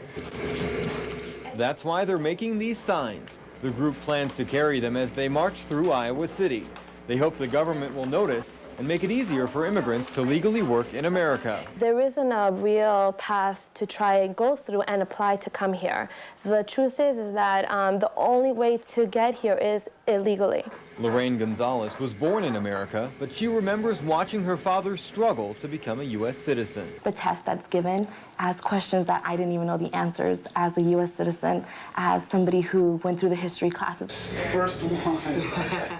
Now she and thousands of other people hope to make history by painting a clear picture of the importance of immigrants in America. The group plans to meet in St. Patrick's Church parking lot tomorrow morning at 10 a.m. Then they'll march through the downtown area. Now, some businesses in town will also be closed tomorrow to show support for this movement. Claire? All right, thanks, Mark. More than 600 people met in Johnson County tonight to talk about its growing homeless population. The consultation of religious communities is working to solve the county's homeless problem. The group wants to see changes like setting aside 20% of new housing zones for affordable housing. People from 11 faith communities took part in the discussion. Having this many people come out in faith as a body to add their voice to these issues is quite literally unprecedented. Johnson County currently has the highest per capita rate of homelessness in Iowa. Two simultaneous fires kept Iowa City firefighters very busy last night. They responded to a call at the Candyland bar around 10 p.m. They were able to put out the flames quickly, but the fire caused an estimated $5,000 in damages. No one was injured. Now, at the same time, firefighters responded to a report of smoke at the University of Iowa Hospital Family Practice Clinic. The smoke was caused by an overheated motor.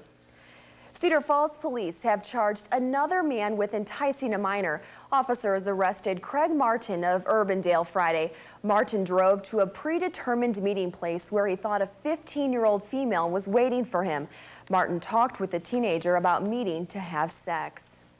A caretaker accused of stealing thousands of dollars from her client has pleaded guilty.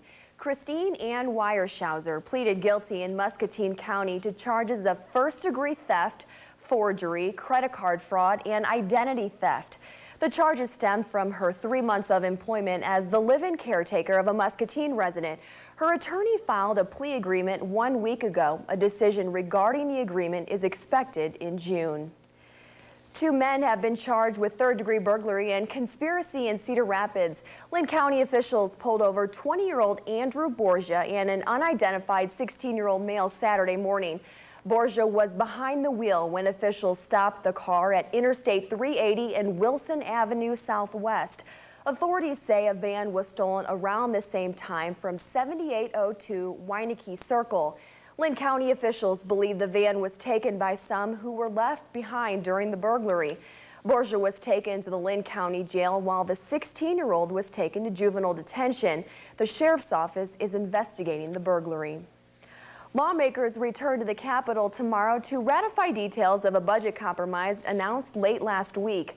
The compromise includes plans to increase teacher pay and to give seniors a tax break. Not all lawmakers got what they wanted in the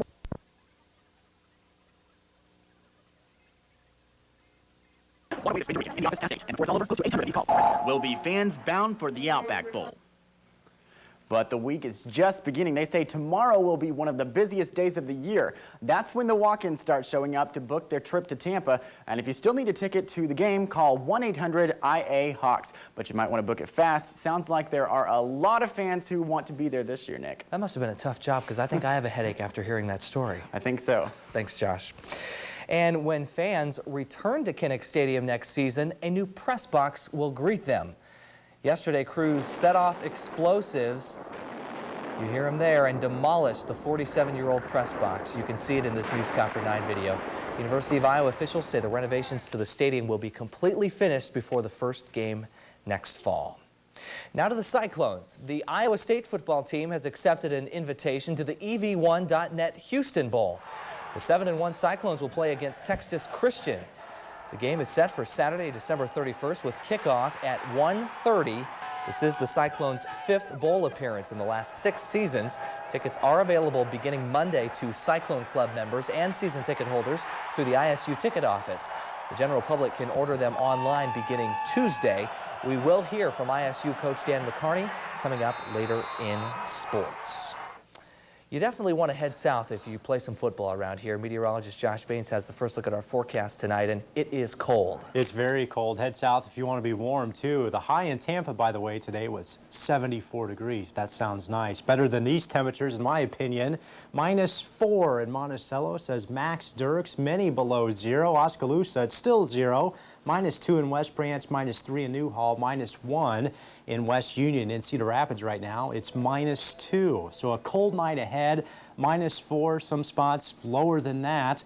And then breakfast time tomorrow, -1. Lunchtime, only up to 6 degrees with partly cloudy skies. Now, why the cold weather? We'll talk about that in more detail soon. Nick? You think you could start my car for me before you come in here? I probably should. Yeah, it's a good idea. Okay. You and Sean's. Thanks, Josh. Yeah. Well, in the season of giving, the government is taking. Next year, teachers can forget about a tax break to purchase school supplies. Instead, it'll come out of their own pocket. TV9's Claire Kellett has that story tonight. The 13th. So what number do we have to put down first? There's more to teaching than meets the eye. Every classroom comes with hidden costs. Education is expensive. That's why teachers say a $250 tax deduction comes in handy. That's something I depend on every year. For 26 years, Nancy Owens has used the stipend to buy classroom supplies. You know, you buy containers to put new things in. You buy bookmarks for something special. You always have notebooks, folders on supply. You have pencils. But starting January 1st, the government is cutting this benefit for teachers. Owens calls it a lack of support for educators, not to mention costly. $250 doesn't even cover her yearly bill. At least $400 and usually more by the time you buy aids and things for the kids. But classroom teachers aren't the only ones affected. We've bought glitter paint and film processing for bulletin boards. Specialists have stacks of receipts too. Lisa Pancook constantly buys supplies for her art room. Disappointed, I think, would be more my reaction, just because it does take away from the children in the long run. Pancook says the cuts cost teachers, but the kids are the real losers. Less money means less supplies. You can take these home, okay? For teachers and specialists, the new year means new habits, pinching pennies to provide the classroom necessities. In Cedar Rapids, Claire Kellett, KCRG, TV9 News. Like many educators, teachers at Van Buren Elementary will still receive some money from the PTA. Van Buren's PTA gives each of its teachers about $50 each year.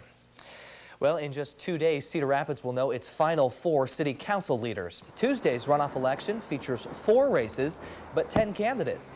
That's because District 3's battle has 2 write-in candidates. But the original runoff candidates believe the real competition is between them. I've been working for the people already. I understand just a little bit about how the city runs. I know who to go to. I know people want me to listen to them. I can bring a different viewpoint that has never been there. I'm a single mom, I'm an African-American woman, I'm low income. Those are things that need to be represented on city council. Now, tomorrow is the last day to vote absentee in person at the Linn County Auditor's Office. Police are looking for an inmate tonight who walked away from a work release program in Fort Dodge. Timothy Lee Jamel was serving a 10-year sentence for assault and burglary. He was put on escapee status this morning after what police call an unexcused absence. A Palo couple returns to court tomorrow. Olin and Wendy Andrews face animal neglect charges after about 200 animals were seized from their farm back in March. The jury trial that starts tomorrow will deal with criminal neglect charges that have been filed against the couple. In May, they pleaded not guilty in a civil trial that decided what would happen to the neglected animals. The deer shotgun season started this weekend, and it already ended in a deadly accident for a North Liberty man. Scott Kniebel was hunting when he was accidentally shot in the torso at about 9 o'clock this morning. 4 hunters were in that group. They were in heavy cover near Oxford along the Johnson County, Iowa County line. And a Burlington man is in the hospital after being hurt during a hunting trip in Allamakee County. Family members called the New Albin Fire Department last night when Chris Noshbish of Burlington didn't come home after a hunting trip. A search party found him at about 10 o'clock this morning. He was taken to a La Crosse hospital and is now in stable condition tonight. There is no word on how he was injured. We now know the name of an Iowa State University student found dead after an apparent hit-and-run accident. Campus police say they found 20-year-old Kelly Jean Lowry of Orient lying in an Ames street yesterday morning. The sophomore business student was pronounced dead at an Ames hospital. Now university police are looking for any information to help find the car and the driver that hit Lowry. Well, a Boy Scout troop in Van Horn got a special visitor today. A 1933 Eagle Scout stopped by to give them a peek.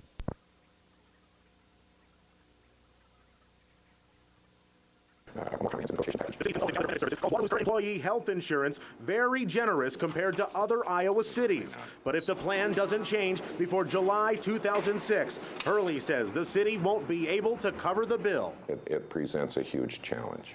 Mayor Hurley says that property taxes pay for the majority of the city's health care costs. Because property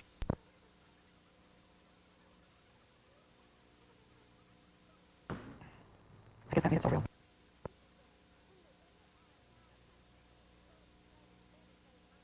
Should have done already. Give a shout out anytime and every day to the guys at Buster's, and they'll be on their way. Break it down for them, Jay. Buster's heating and air conditioning. Anytime, every day. Peace out. Good day. Hello? Tim, it's John. I hate to do this, but we have to eliminate some positions, and yours is one of them. What? You're firing me over the phone? I guess so. It's just business. Where are you? No, I'm at the conference in Las Vegas. Every employee is valuable to us. Our profits are the highest they have been in the history of our company. AirTran Airways announces nonstop service to Las Vegas.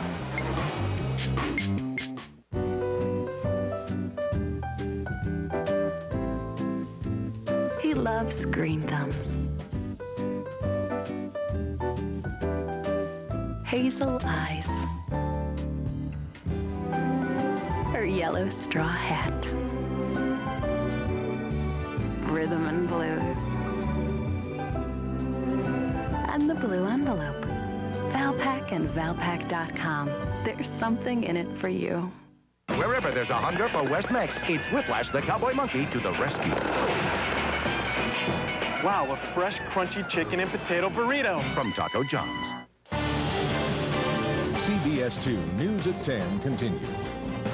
Brian, we could be in for a bit of a stormy night ahead. Yeah, it looks like we're watching showers and storms continuing to push through much of the upper Midwest, moving south and eastward out of Minnesota and also into northwestern Iowa. Those will continue to march through the state during the overnight hours. Looks like showers and storms ending about 6, but then refiring up during the afternoon hours. Temperatures in the low to mid 70s, actually. So a rather blue Monday and some chances for showers throughout the week, it sounds could like. see scattered showers and storms each and every day. Okay, I guess we needed the rain at the beginning of the weekend, but I don't know if we still do at this Especially point. up north and east in Lansing. They certainly don't. Yep. Thanks, Brian. That's it for us tonight. Thanks so much for watching, everyone. A special Mother's Day greeting tonight to my mom in Hudson and my grandmother, Myrna Miller, in Waterloo, Iowa. Love you, and sorry I couldn't be there today. Karen, your mom's probably watching. Yep, you bet. Jan Schulte in Norway. All right. Yep. And Williamsburg, Virginia. Yeah. His mom. Good luck reaching her. Good night, everyone. We've been touched. Somehow we've been touched. This time on Unexplained Mysteries, touched by an alien. We'll explore the phenomenon of alien contact and their purpose here on Earth. They take me right down the streets.